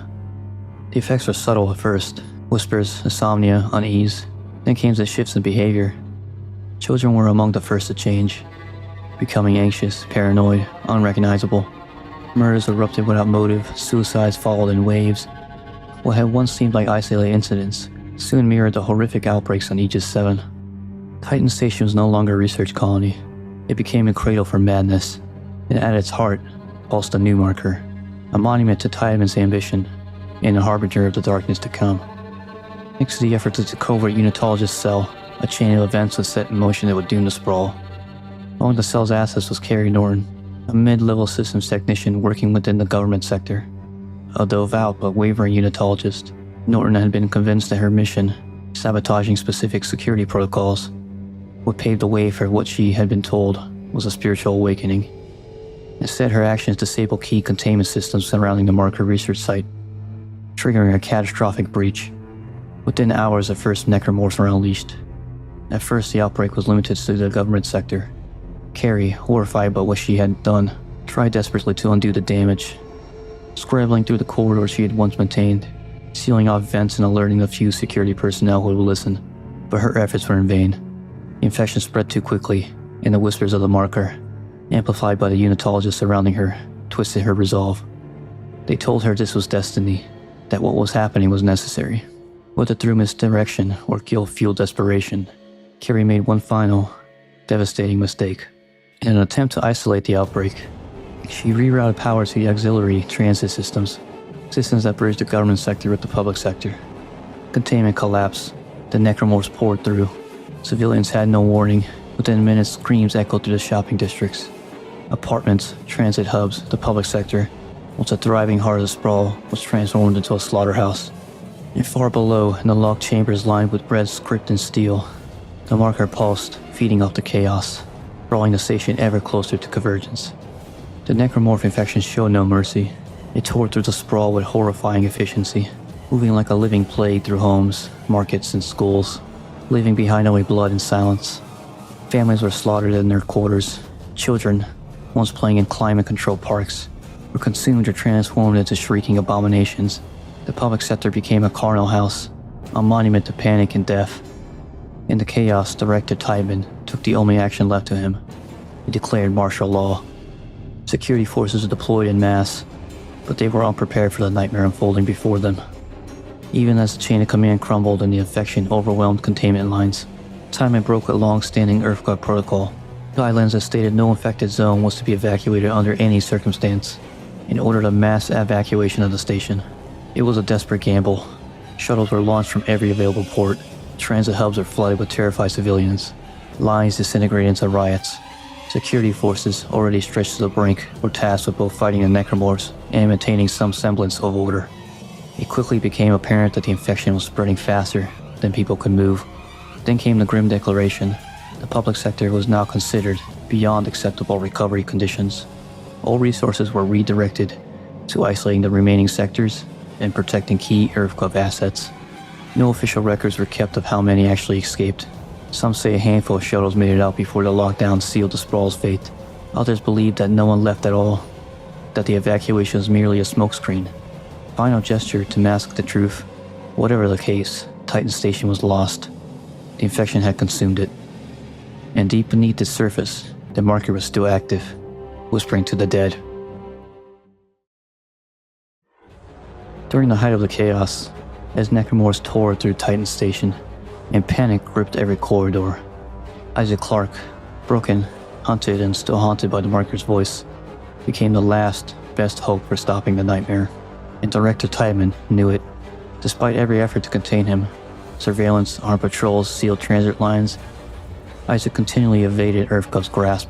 His knowledge of the marker and his determination to destroy it made him the single greatest threat to Tiedemann's ambitions. Desperation gave way to brutality. In a calculated move, Tideman ordered all power and life support to be cut from the transit hub, a vital artery connecting the public sector to the government sector. The corridors plunged into darkness and freezing vacuum, transforming into a gauntlet of suffocation and silence. It was a death sentence designed to halt Isaac's advance, but Isaac, ever resourceful, found a way. In the outer maintenance bays, he rerouted power from the Sprawl's long-dormant solar arrays, restoring critical systems to the hub and breathing life back into the station's spine. The path to the government sector reopened. Infuriated, Tideman escalated. With cold precision, he commandeered the solar array's beam itself, an immense column of focused energy designed to power and heat entire city blocks. He redirected it, not to aid the station, but to sever it, being carved through the connection points between the Sprawl's civilian zones and the central shard, vaporizing bridges, docking arms, and transit corridors in seconds. The Sprawl, once a spiraling ring of life around Titan's core fragment, was now two isolated halves, one in ruin, the other under Tideman's tightening control. It was a brutal act of sacrifice, cutting off thousands of survivors for the sake of one goal, keeping Isaac Clarke away from the marker. But Clarke was already coming, and no wall of steel or light would stop him. Yet again, Tideman's efforts to stop Isaac Clarke failed. Determined to reach the marker and end the nightmare once and for all, Isaac executed one of the most daring feats, repurposing the powerful gravity tethers aboard the derelict USG Ishimura, still docked within the Sprawl. The physical pull of the shard, Tideman's stronghold, back towards the severed remains of the station. The maneuver tore through what was left of Sprawl's infrastructure, but it worked. Isaac had created a path. Joined by Ellie Langford, a former pilot and fellow survivor, the two commandeered a massive mining drill and tore their way into the heart of the EarthGov compound. The sheer force of the incursion shattered reinforced walls, but it had also opened a passage for something worse, the necromorphs. As Isaac approached, EarthGov forces mounted a final, desperate defense within the corridors of the shard. One heavily fortified squadron nearly succeeded in killing Isaac as he pushed forward towards the marker chamber. Pinned and outgunned, Isaac was left with only one option: sabotage. He rerouted the power grid, plunging the sector into darkness and disengaging the sealed blast doors. What followed was carnage. A tide of necromorphs surged through the open doors, led by the unstoppable Ubermorph, a towering regenerating monster of bone and sinew. The EarthGov soldiers fought to the last, but were quickly overwhelmed, torn apart within moments.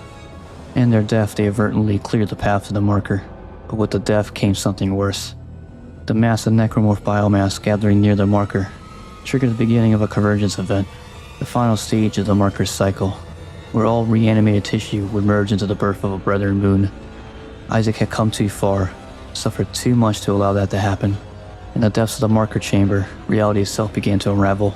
Isaac was forced into a final confrontation, not with flesh, but with the haunting image of his dead lover, Nicole, a manifestation of the marker's control over his mind, twisting grief and guilt into psychological torment. The hallucination threatened to break him entirely, but Isaac resisted. By facing his trauma and accepting Nicole's death, he shattered the marker's influence over his psyche, and with it, the marker itself.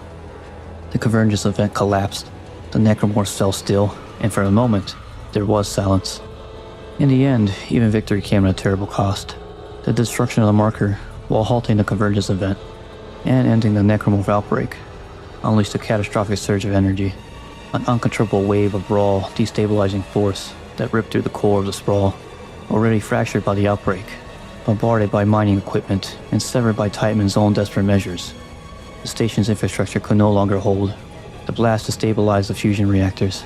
Buried deep within the station's foundations, alarms echoed across empty corridors, flashing warnings drowned out by the groan of failing bulkheads. In the rising heat of the meltdown protocols, reactors went critical. A chain of blinding explosions tore through the station, engulfing both the civilian sectors and the shard in a silent inferno of vacuum and flame. Titan's orbit was left littered with twisted wreckage and frozen corpses. Remnants of a once thriving colony turned to ash in the shadow of Saturn.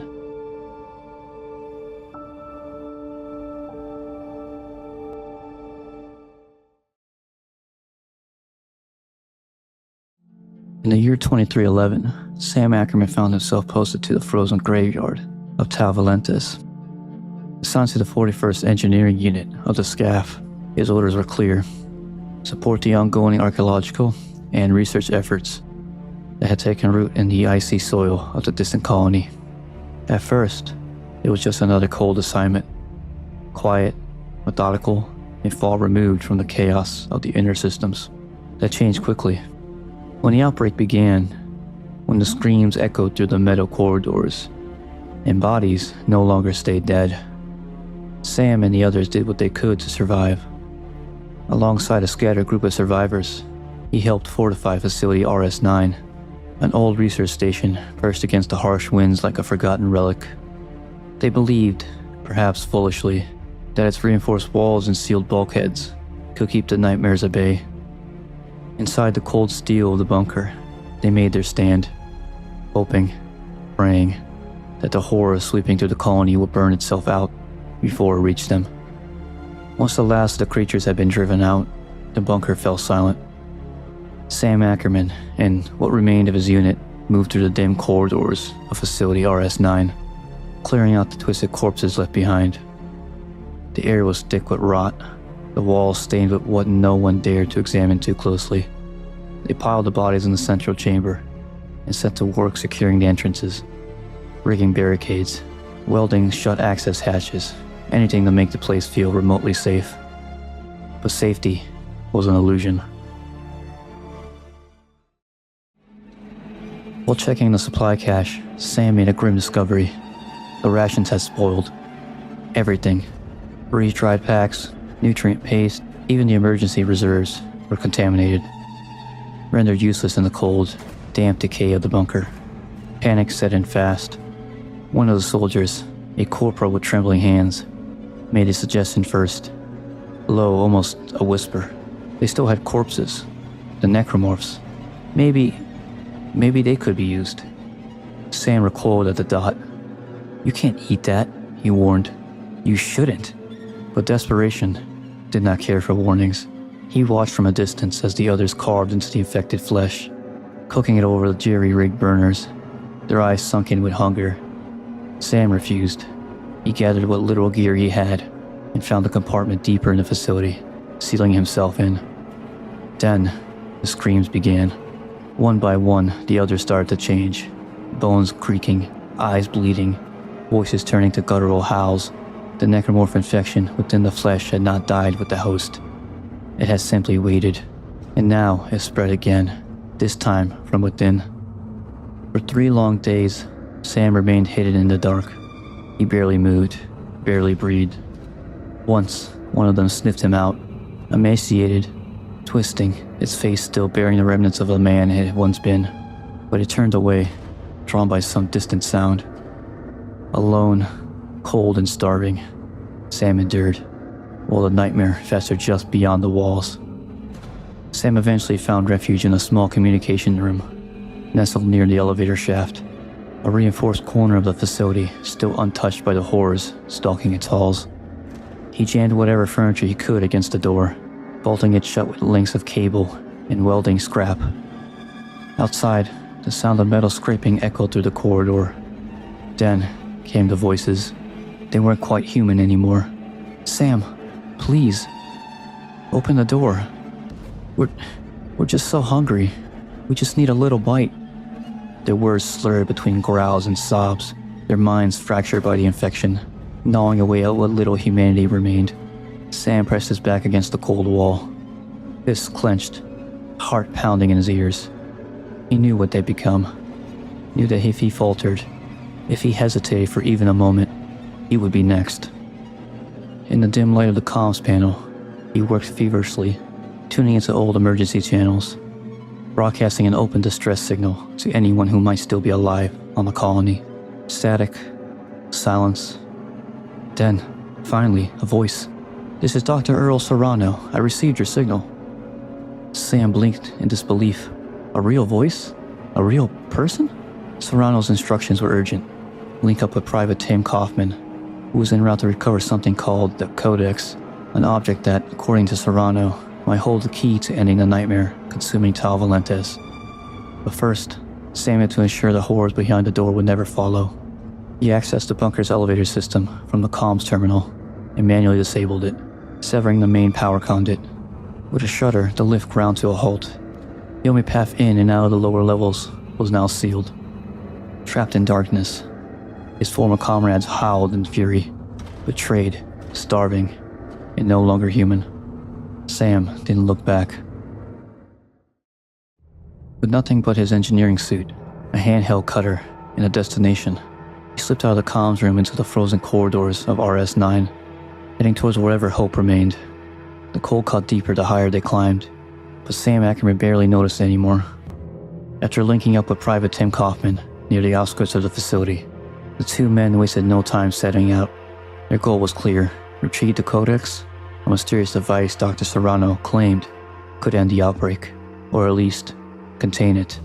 But after 3 grueling hours of scoring ancient excavation sites and ravaged labs, they had nothing to show for it but frostbite and frustration.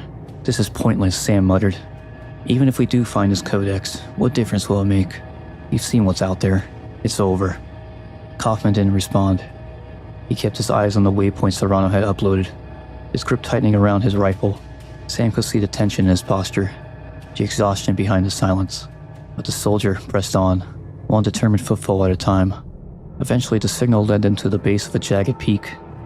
Embedded in the snow above, like a broken arrow, was a twisted wreck of a survey vessel. The ship had come down hard, its hull shattered, torn in half by the impact. The trail of blood-stained snow leading to the entrance told them that the infected had already got there first. They moved through the wreckage slowly, weapons raised. The inside of the mule was a tomb, corridors flickering with dying lights, walls painted with the remains of the crew. And then came the shrieks. Infected crew members, still wearing their uniforms, surged from the shadows in jerking, unnatural motions. Sam and Kaufman fought tooth and nail, backs against steel, the screams of the necromorphs echoing through the broken hull. By the time the last of the creatures fell, both men were bleeding, breathless, and barely standing. But they had it. The Codex sat in a secured pod, surprisingly intact despite the crash, an angular device inscribed with alien glyphs, ominous in both form and function. Kaufman secured it while Sam stood over the nearest window, staring out at the endless white beyond. For the first time in hours, he didn't say a word. Maybe, just maybe, they had a chance. The moment Tim Kaufman disengaged the Codex from his containment pod, the mule groaned beneath their feet, metal straining, the port beams cracking, eyes wide as he braced against the trembling bulkhead. The structural damage from the crash was finally catching up. Without a word, Kaufman hooked up to the rear airlock, just as the mule began to collapse. The two men descended as fast as they could, frozen wind howling around them, their gears swaying as chunks of flaming wreckage exploded out from the ship's hull. The mountainside lit up in bursts of orange and red as pieces of the survey vessel rained down. Twisted steel, broken engines, and sections of the hull engulfed in fire. Sam shouted over the roar of destruction. "We're not gonna make it down in time!" And then snap. The explosion above severed the lines. Both men plummeted. They tumbled down the icy slope, bouncing off jagged rocks, boots scraping for purchase as gravity took hold. Kaufman managed to slow himself down using an emergency spike, skidding just to a stop short of the drop. Sam was less lucky. He rolled uncontrolled, twisting his body midair to avoid a flaming chunk of the mule's fuselage, then narrowly dodged a screaming engine core as it smashed into the slope above him, sending a shockwave of snow and rock cascading in its wake. For a moment, it looked like he might make it, his descent slowing, his battered form tumbling to the flattered ridge just above the base. Then came the final blow. A heavy section of debris, part of the ship's rear stabilizer, still burning, tore through the sky like a falling comet. It struck the ground just as Sam reached it. The impact was instant. Sam Ackerman was gone. Kaufman looked back, eyes scanning the wreckage below as the last flames of the mule flickered out. There was no time to grieve, no time to recover. Clutching the Codex, he turned and pressed on, alone now, with the weight of Tau Volantis and one man's sacrifice behind him.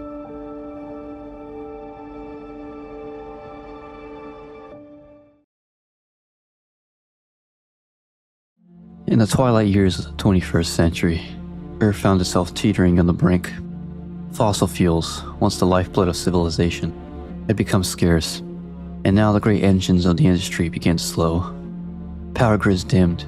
Cities once ablaze with light flickered under the weight of growing uncertainty. The world had entered the first true global energy crisis. Tensions flared across continents and oceans alike. In the frigid waters of the Bering Sea, a violent confrontation erupted between two old superpowers, the United States and the Soviet Union, each desperate to secure dwindling resources. Warships clashed in icy storms, their missiles cutting through the bitter air as the Northern Sea turned crimson with conflict. It was a grim echo of Cold War hostilities, reborn in the name of survival. Yet even as Earth burned and bled, humanity looked upward for hope. In 2045, a monumental achievement broke through the clouds of despair. The New Horizons colony, carved into the lifeless dust of the moon. This was no temporary outpost, but a fully operational settlement, a bold permanent step beyond the cradle of Earth. Built as a joint venture between China and the United States, it served as both a political symbol of uneasy cooperation and a functional mining base, tasked with extracting helium-3 and other rare resources hidden beneath the lunar surface. New Horizons stood like a promise, proof that even in the face of crisis, humanity could still reach for the stars. By the dawn of the 23rd century, Earth had become a fractured world. Its once proud nations dissolved into a patchwork of semi-autonomous sectors. These sectors, though independently governed in name, were bound together under a single, overarching authority, the sovereign colonies, a global Earth government born from necessity rather than unity. Centuries of unchecked industrialization had taken their toll. The skies were choked with smog, oceans depleted, and fertile lands turned to dust. The planet's bounty was all but spent, and with each passing year, survival became more difficult. Water was rationed, energy was hoarded, cities withered beneath the weight of scarcity. It was in this age of quiet desperation that humanity turned its gaze to the stars. Sovereign colonies launched sweeping initiatives to colonize distant worlds. Bold pioneers, driven by hope or desperation, signed away their past lives for the chance to start anew. Wealthy corporations followed swiftly behind, seizing the opportunity to carve out new empires among the stars. But such endeavors were not without danger, and so the sovereign colonies' armed forces were dispatched to oversee the expansion, ensuring order and control on the edge of the unknown. What followed was an era of turbulent growth. Steel cities rose beneath alien skies, domes shimmered under foreign suns, and the great dream of an off-world survival took root. For the first time in generations, humanity wasn't just surviving, it was reaching outward, reshaping its destiny, one colony at a time. In the year 2214, Assignment discovery shook the scientific world to its core. Buried beneath the depths of the Gulf of Mexico, hidden for eons beneath layers of rock and silt, an ancient alien artifact was unearthed. It would come to be known as the Black Marker. What began as a deep-sea geological survey quickly spiraled into a global revelation. Analysis of the structure revealed a staggering truth. The Black Marker had not originated on Earth. It had arrived 65 million years ago, crashing into the planet in a cataclysmic event that coincided precisely with the extinction of the dinosaurs. This implication was chilling. It hadn't merely observed the end of the age, it had caused it. But its influence didn't end there. The artifact pulsed with a strange, persistent energy. Researchers theorized that this signal had reached far into the genetic makeup of early life forms, guiding evolution along a path that will eventually lead to the rise of Homo sapiens.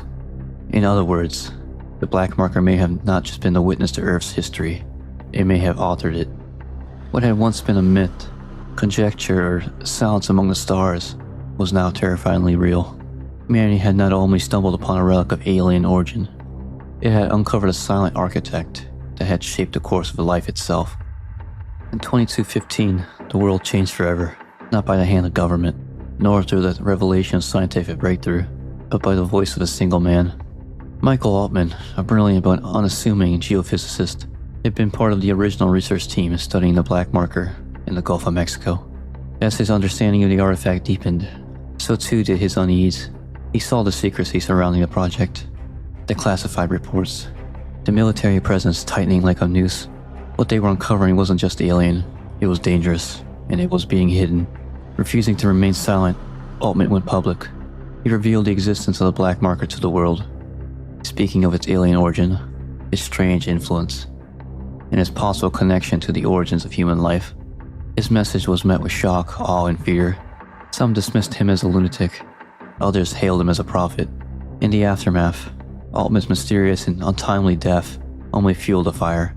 Conspiracy theories blossomed, and with them, something far more enduring: a fate. From the ashes of the secrecy rose the Church of Unitology, a religion that would come to revere the Black Marker as divine, and Alban as its martyr and messiah. To his followers, he was no longer just a scientist. He was the first to understand the truth, the first to be silenced for it. In death, Michael Altman became more powerful than he had ever been in life, the canonized founder of Unitology, and the beginning of a belief system that would echo across the stars. Ultimately, the stars held no salvation. Though humanity has stretched its reach across the void, establishing colonies on distant worlds, exacting exotic minerals from barren moons, and tapping the rich veins of alien planets, nothing could quench its hunger. The dream of a second chance among the stars had become just another cycle of consumption. And worse, it was accelerating. By the mid-23rd century, Earth and its colonies were devouring resources faster than they could be replenished. Whole worlds were stripped bare within decades, their skies choked with the same industrial poison that had once suffocated Earth. Hope began to wither beneath the weight of unchecked greed and desperation. Tensions mounted as colonies grew resentful of Earth's demands. Trade routes became hostile, and alliances fractured. When diplomacy failed, the guns spoke. The resource wars had begun. They were brutal. Sprawling conflicts fought not over ideology or territory, but over the last dregs of fuel, water, and raw material. Mining stations were seized at gunpoint. Convoys vanished into the black. Planets once full of promise became graveyards, their surfaces scorched and bloodied. For the first time in centuries, extinction loomed not as a distant fear, but as an accelerating reality. Stars had offered humanity a future, but had brought back its past with it, and now it was dying among the ruins of its own ambition. In the aftermath of the sovereign colony's failed attempts to harness the limitless energy of the markers, a project shrouded in secrecy and marked by unexplained disappearances, humanity found itself once again scrambling for survival. The newly formed Earth government, or EarthGov, rose from the ashes of the old regimes, promising stability and reform. Yet despite its efforts to redistribute what resources remained, the bleeding of civilization could not be staunched. The resource wars raged on, devouring worlds, lives, and hope alike. But salvation, as it often did in human history, came not from diplomacy or peace, but from industry. In the early 25th century, the Convergence Extraction Corporation unveiled a radical new solution: planet cracking. No longer limited to scavenging from moons or digging through the crusts of hostile colonies, humanity now had the means to harvest entire planets. With massive vessels known as planet crackers, the CEC could slice apart dead or mineral-rich worlds, pull them into orbit, and mine their cores for raw materials on a scale never before imagined. It was a technological miracle, and a moral abyss. Yet for a civilization on the brink, the implications were undeniable. As the first planets were cracked open and their resources funneled back to Earth and its colonies, fires of war began to die down, trade resumed, stability returned, and the resource wars, after decades of chaos, finally came to an end. To many, planet cracking was hailed as the dawn of a new golden age. But beneath the surface of progress, something ancient and terrible still stirred in the dark. Forgotten by most, but not by all. The markers had not been destroyed, only hidden, and their influence, like echoes of the wars they helped to fuel, had merely gone silent, waiting. In the waning decades of the 25th century, as EarthGov tightened its grip on the outer colonies, tensions simmered to a boil on the Red Planet. Mars, once a beacon of colonial progress, had grown restless under the ever-watchful eyes of EarthGov's bureaucracy. Its capital, Mars Capita, stood as both a symbol of human achievement and the reminder of its subjugation. Decades of overtaxation, economic exploitation, and political marginalization bred discontent among its citizens. To many Martians, the dream of autonomy no longer seemed radical, it felt necessary. The riot began as protests. Peaceful demonstrations filled the streets of Mars Capita, echoing with chants of self-determination and secession. But when EarthGov forces responded with curfews and crackdown operations, the city ignited. What followed were a series of violent uprisings, coordinated strikes on government buildings, sabotage of transit hubs, and clashes between rebel cells and EarthGov security forces. In the dust-choked alleys of the Martian capital, the movement fractured quickly, divided between idealists and militants. weakening its effectiveness against the heavily armed occupation. Despite the passion behind the cause, the Mars Independence Riots ultimately failed. EarthGov reasserted control through martial law, deploying elite forces to dismantle resistance networks and re-establish dominance over the colony. By the decade's end, the flames of rebellion had been extinguished, at least on the surface, but the scars remained, and deep beneath the Martian soil, in forgotten bunkers and silent cities, the dream of independence still flickered in the hearts of those who remembered the riots, not as a failure, but as a beginning. In the wake of the Titan Station disaster in 2511, a disaster so vast it erased an entire orbital city from existence, EarthGov found itself reeling. The official narrative collapsed under the weight of leaked footage, conflicting reports, and the whispers of unspoken horrors tied to the forbidden marker experiments. Public trust, already fragile, began to splinter. Within the fractured corridors of EarthGov's infrastructure, cracks deepened. Key supply routes faltered. Communication systems became strained. High-ranking officials resigned or disappeared under mysterious circumstances. It was not just the loss of a station. It was a wound to EarthGov's authority that refused to heal. Sensing opportunity in the chaos, the Church of Unitology acted swiftly. Over the next 3 years, Unitologist operatives and sympathizers redoubled their efforts to undermine EarthGov's military power and influence. Infiltration campaigns targeted high-level EarthGov command, while propaganda flooded colonies and sectors with messages denouncing EarthGov's corruption and calling for a spiritual awakening through the markers. Protests, sabotage, and mysterious accidents among military installations became increasingly common. The Church framed itself not as an enemy of humanity, but as its salvation. And in a galaxy riddled with fear, loss, and growing unrest, many began to listen. By 2514, EarthGov stood more isolated than ever, still clinging to power, but no longer unchallenged. The conflict between state and faith was no longer hidden. It was accelerating, towards something far more dangerous than politics. In the shadow of growing unrest and crumbling authority, a more radical arm of Unitology emerged. The Circle, led by the zealous and enigmatic Jacob Danik. The Circle did not merely reject EarthGov's policies, they declared open war against them. To Danik, EarthGov's secret experiments on the markers were not just crimes, they were blasphemy. And for that, there could be no forgiveness, only judgment. Under Danik's leadership, the Circle launched a series of coordinated campaigns across known space. These were not mere acts of protest, they were crusades. Marker shroud facilities, designed to suppress the signals of the markers and prevent necromorph outbreaks, were systematically targeted. Once compromised, these facilities unleashed horrors beyond comprehension. Entire colonies fell silent, and it was widely presumed they had been consumed by necromorph infestations, triggered in the wake of the Circle-led terror attacks. The war the Circle waged was not one of ideology alone, it was apocalyptic in scope. Danik believed the coming of the markers was not to be feared, but embraced. Humanity's ascension through convergence, he claimed, was destiny. EarthGov stood in the way of that destiny, and so it had to be dismantled. One system, one colony, one world at a time.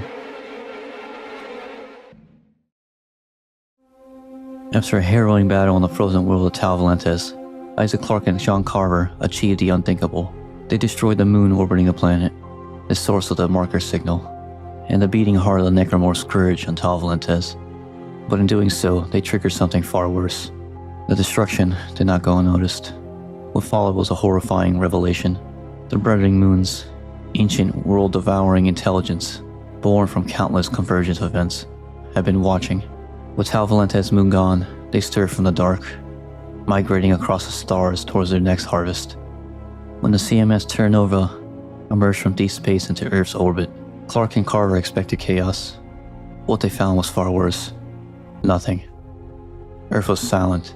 The moon, its colonies, and orbital defense platforms gave no response. There was no welcome, no warning, no command, only static. And then the gargling began.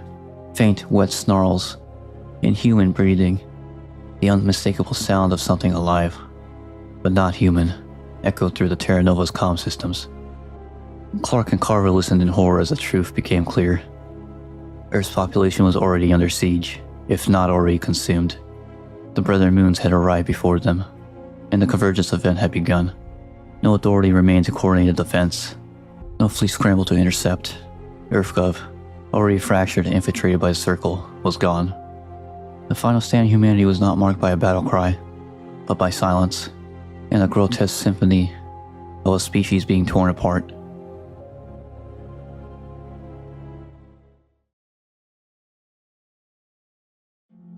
Launched from the shipyards in 2446, the USG Ishimura was more than just a vessel.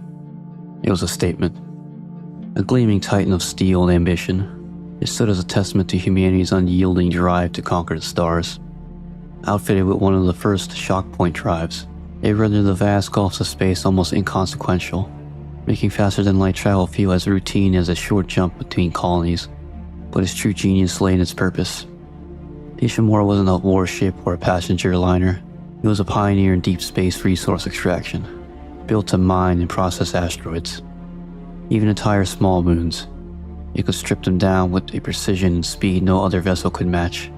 It was also the first to master the daring scan and catch technique, sweeping the void with scanners to locate mineral-rich bodies, then locking onto them with colossal gravity tethers.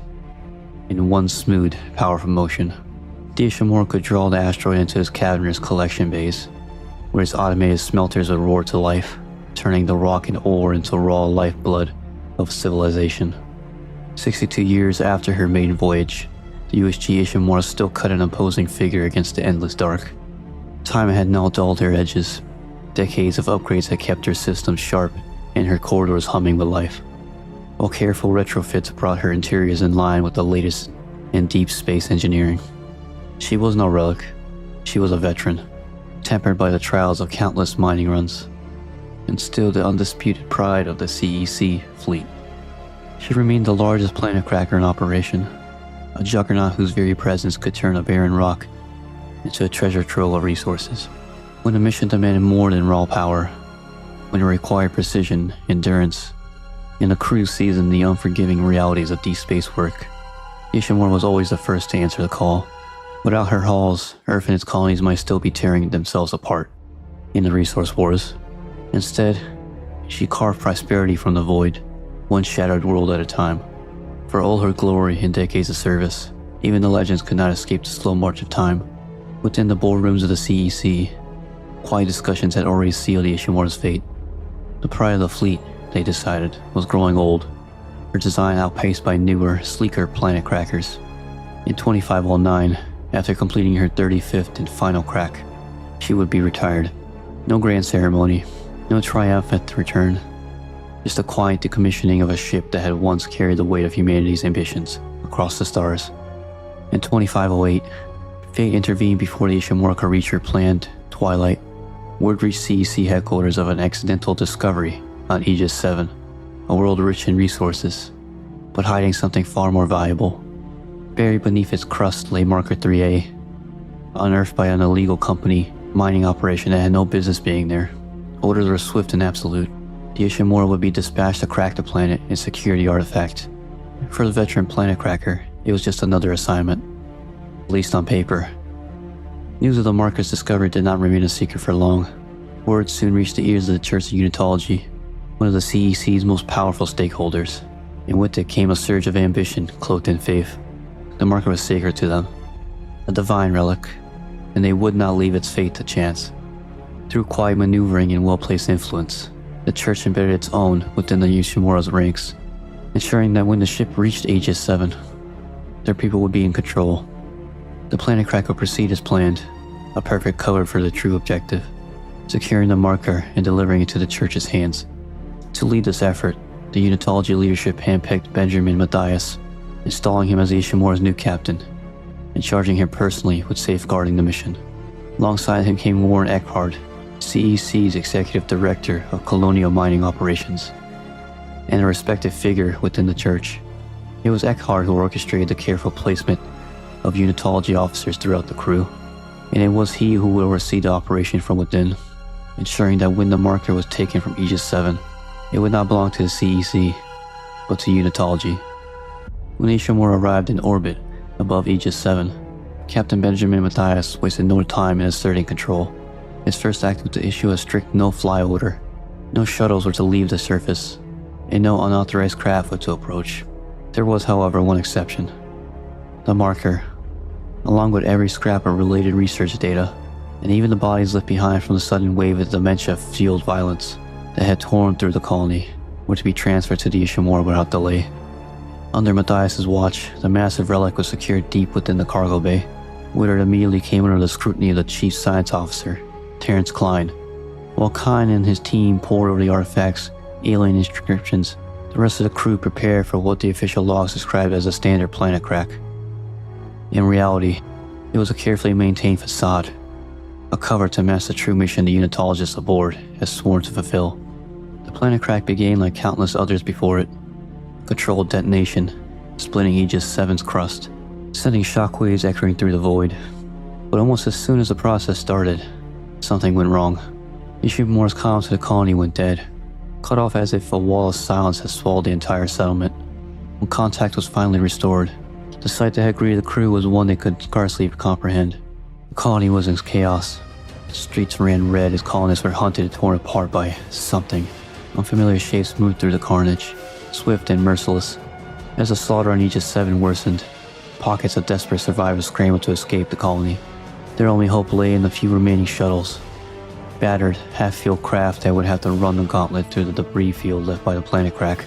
One by one, the shuttles lifted off, weaving between jagged chunks of rock and drifting remains of the colony's infrastructure. But salvation was not waiting for them. The captain's no-fly order still stood.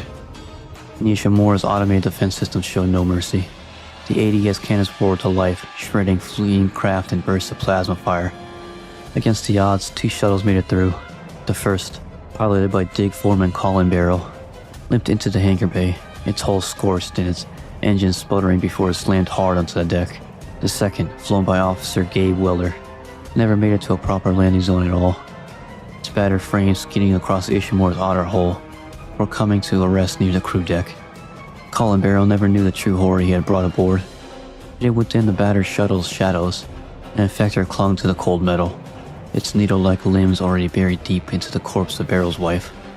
By the time the shuttle slammed into the hangar, Barrow was dead, and something else, something far worse, had taken his place. The infector and its victim slipped into Ishimura's ventilation system. Their movements quick and silent. Within minutes, they spilled onto the flight deck, tearing through the unsuspecting crew before security could even mobilize. The infector slithered into the morgue, its grotesque appendages twisting with purpose. There among the rows of cold, unguarded bodies, it went to work. At least 20 corpses were transformed, their twisted new forms screeching as they emerged and scattered into the ship's corridors. In less than an hour, the Ishimura's decks had gone from quiet order to the opening throes of a nightmare that would consume them all. The first attacks came quietly, almost invisibly. Isolated screams in distant corridors, unexplained accidents whispered about in passing. Most of the crew went about their routines, unaware that death was already moving among them, slithering unseen through the ship's vent system. With communication between decks failing one by one, warnings spread too slowly. By the time some realized what was happening, the danger was already at their door. Entire sections of the Ishimura were caught unprepared, their crews falling in minutes to the things that burst from the vents. When the air fell silent again, those decks were nothing but carnal houses, stripped of life. The truth became undeniable when order itself collapsed. Survivors from the slaughtered decks fled toward the medical deck in a desperate bid for safety. Though the comms blackout left the bridge fumbling for control, a few resourceful crew members used the ship's emergency call stations to relay fragmented warnings to security teams, but it was far from enough. In a final attempt to slow the chaos, the bridge initiated a total lockdown of the tram system. It was a futile measure. The necromorphs moved freely through the vents, unhindered, while the living now found themselves trapped, cut off from each other, and stranded in the dark. As the slaughtering spread and hope thinned, one final blow sealed the crew's fate. Someone, whether in a fit of madness or cold calculation, jettisoned the Ishimura's entire complement of escape pods. Some claimed it was the work of a desperate, crazed crew member. Others whispered that it was Chief Scientist Officer Terrence himself. Whatever the truth, it meant one thing. No one was leaving the ship alive. Captain Benjamin Mathias was already dead, slain by Kine in a confrontation over the marker. With the artifact now under the Church's control, Kine made a final, desperate move. He shut down the Ishimura's engines, hoping to keep the marker from ever reaching the Unitologist's hands. But the act acted as a deadly consequence. Without her engines, the great ship began to drift, her order decaying into a slow, inevitable fall towards Aegis 7.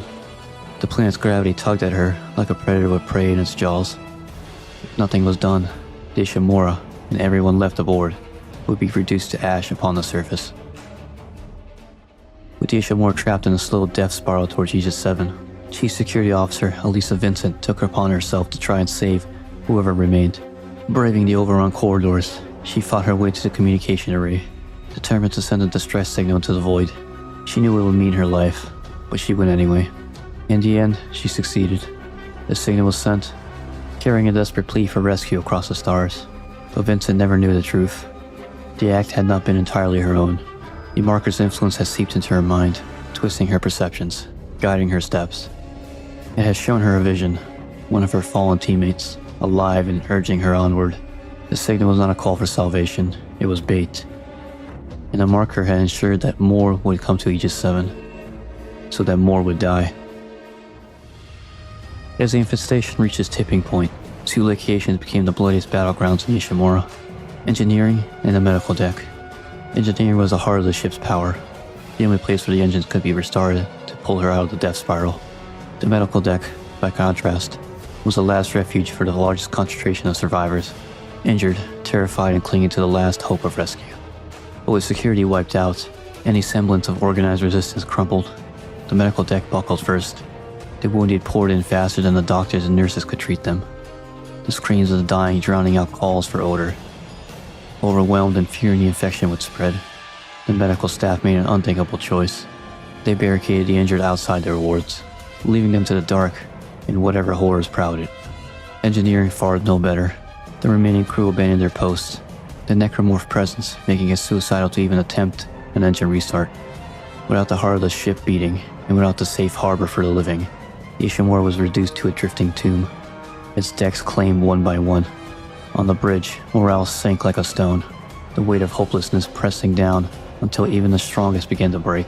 It was there, in full view of the remaining survivors, that First Officer White stepped into the airlock and opened it to the void, ending his life in silence. Not long after, the bridge came under siege.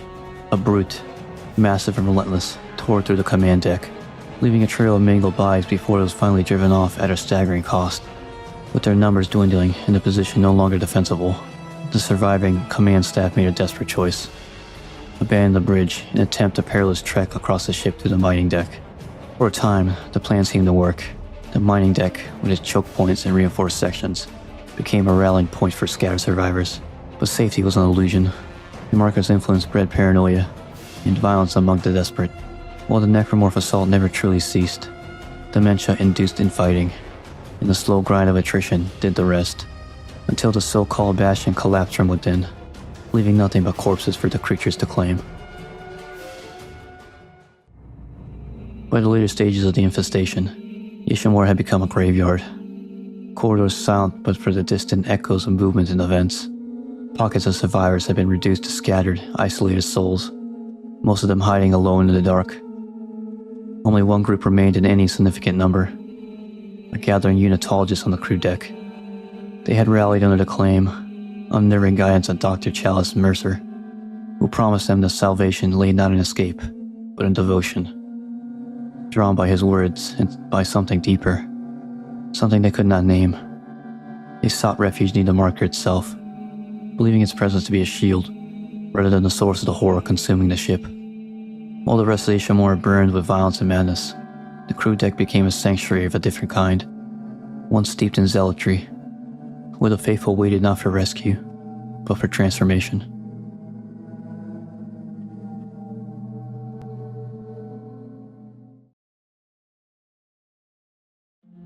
But in the dawn of the 23rd century, Earth had endured centuries of scars, wars that had burned across continents, cities choked by dwindling resources, and the slow suffocation of a planet battered by its own children.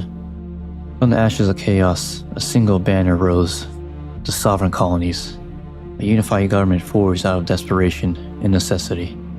Under its watch, humanity looked upward, not with curiosity, but with the hunger of survival. The stars became both a promise and a gamble, Bold pioneers, restless dreamers, and corporate magnates with deep coffers all set their sights on the untouched world beyond.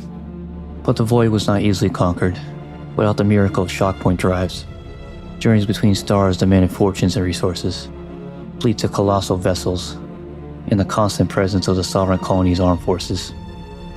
Every mission was a risk, every colony a hard-won foothold in the vast dark. Yet still, humanity pushed outward, knowing that the future lay not on the earth that birthed them, but among the cold fires of distant suns. In the early years of the 24th century, cracks in the sovereign colony's grand vision began to widen. The resource crisis that had driven humanity to the stars only deepened, and the so-called resource wars fought over the spoils of distant territories, bled across colonies and trade routes alike.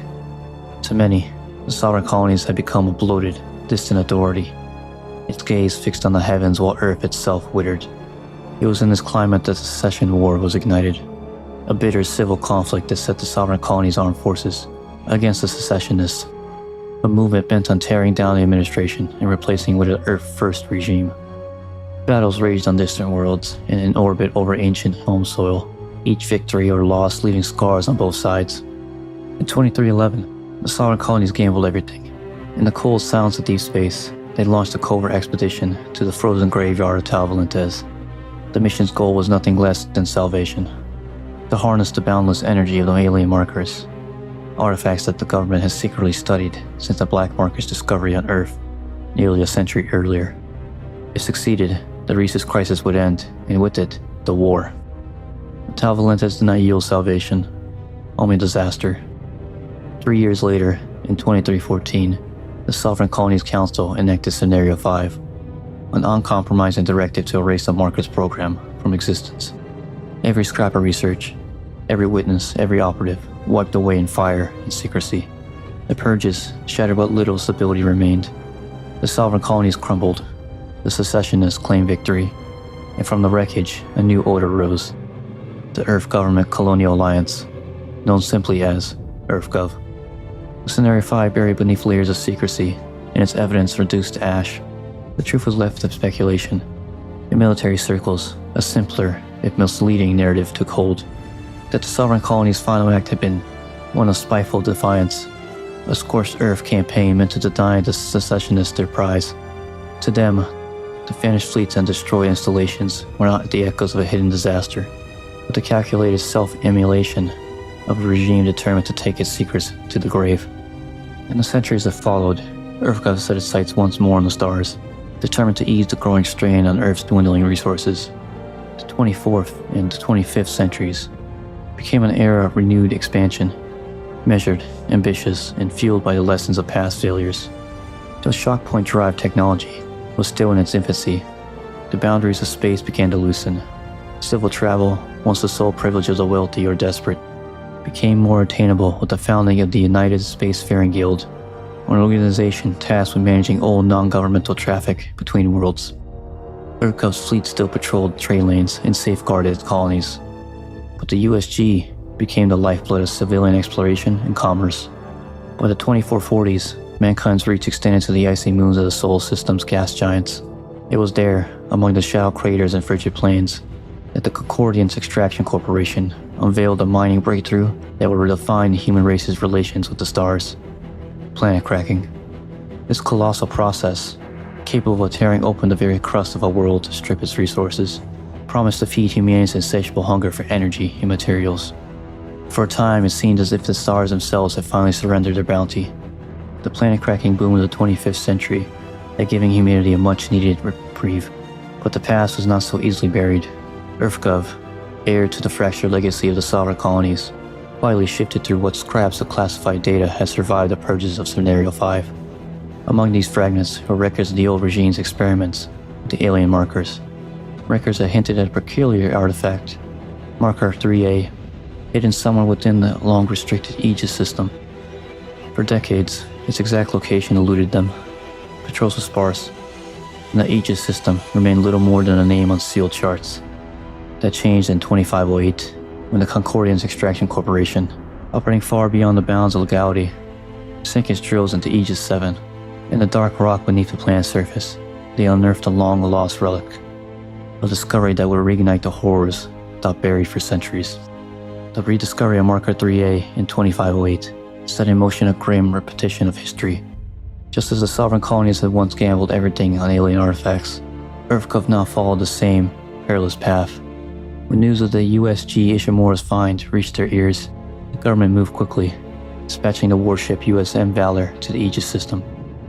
Its mission was simple: aid the Covert operative, Kendra Daniels, in securing the marker at any cost. The mission failed, the Valor was lost, Daniels was killed, and the marker remained beyond their grasp. But EarthGov's ambitions did not die there. From the wreckage of Aegis 7, they secured the lone surviving engineer, Isaac Clarke, a man irreversibly scarred by the marker's influence. In the labyrinth of the damaged mind, EarthGov found something invaluable: the means to recreate the alien design. From Clarke's fractured memories, they forged new red markers, scattering them across the colonies for controlled study.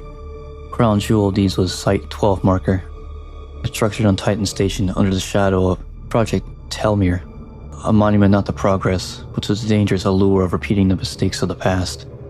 The Titan Station disaster 2511, EarthGov's catastrophic failure under Project Telmere, sent shockwaves through the very core of the regime. Infrastructure buckled under the weight of political fallout, and the once unshakable authority of EarthGov began to erode. In the years that followed, the storm only grew darker. From the shadows, the followers of Unitology redoubled their efforts to undermine the government's military power and corrode its influence toward the public. Chief among them was the Circle, a ruthless sect of Unitology extremists who saw EarthGov's marker experiment as heresy of the highest order. At their head stood Jacob Arthur Danik, a man equal parts prophet and zealot, whose campaign would turn colonies dark, worlds silent, and the void itself into a battlefield. To the Unitologist, EarthGov's experiments with the markers were nothing less than blasphemy, an affront to the very path they believed would lead humanity to salvation.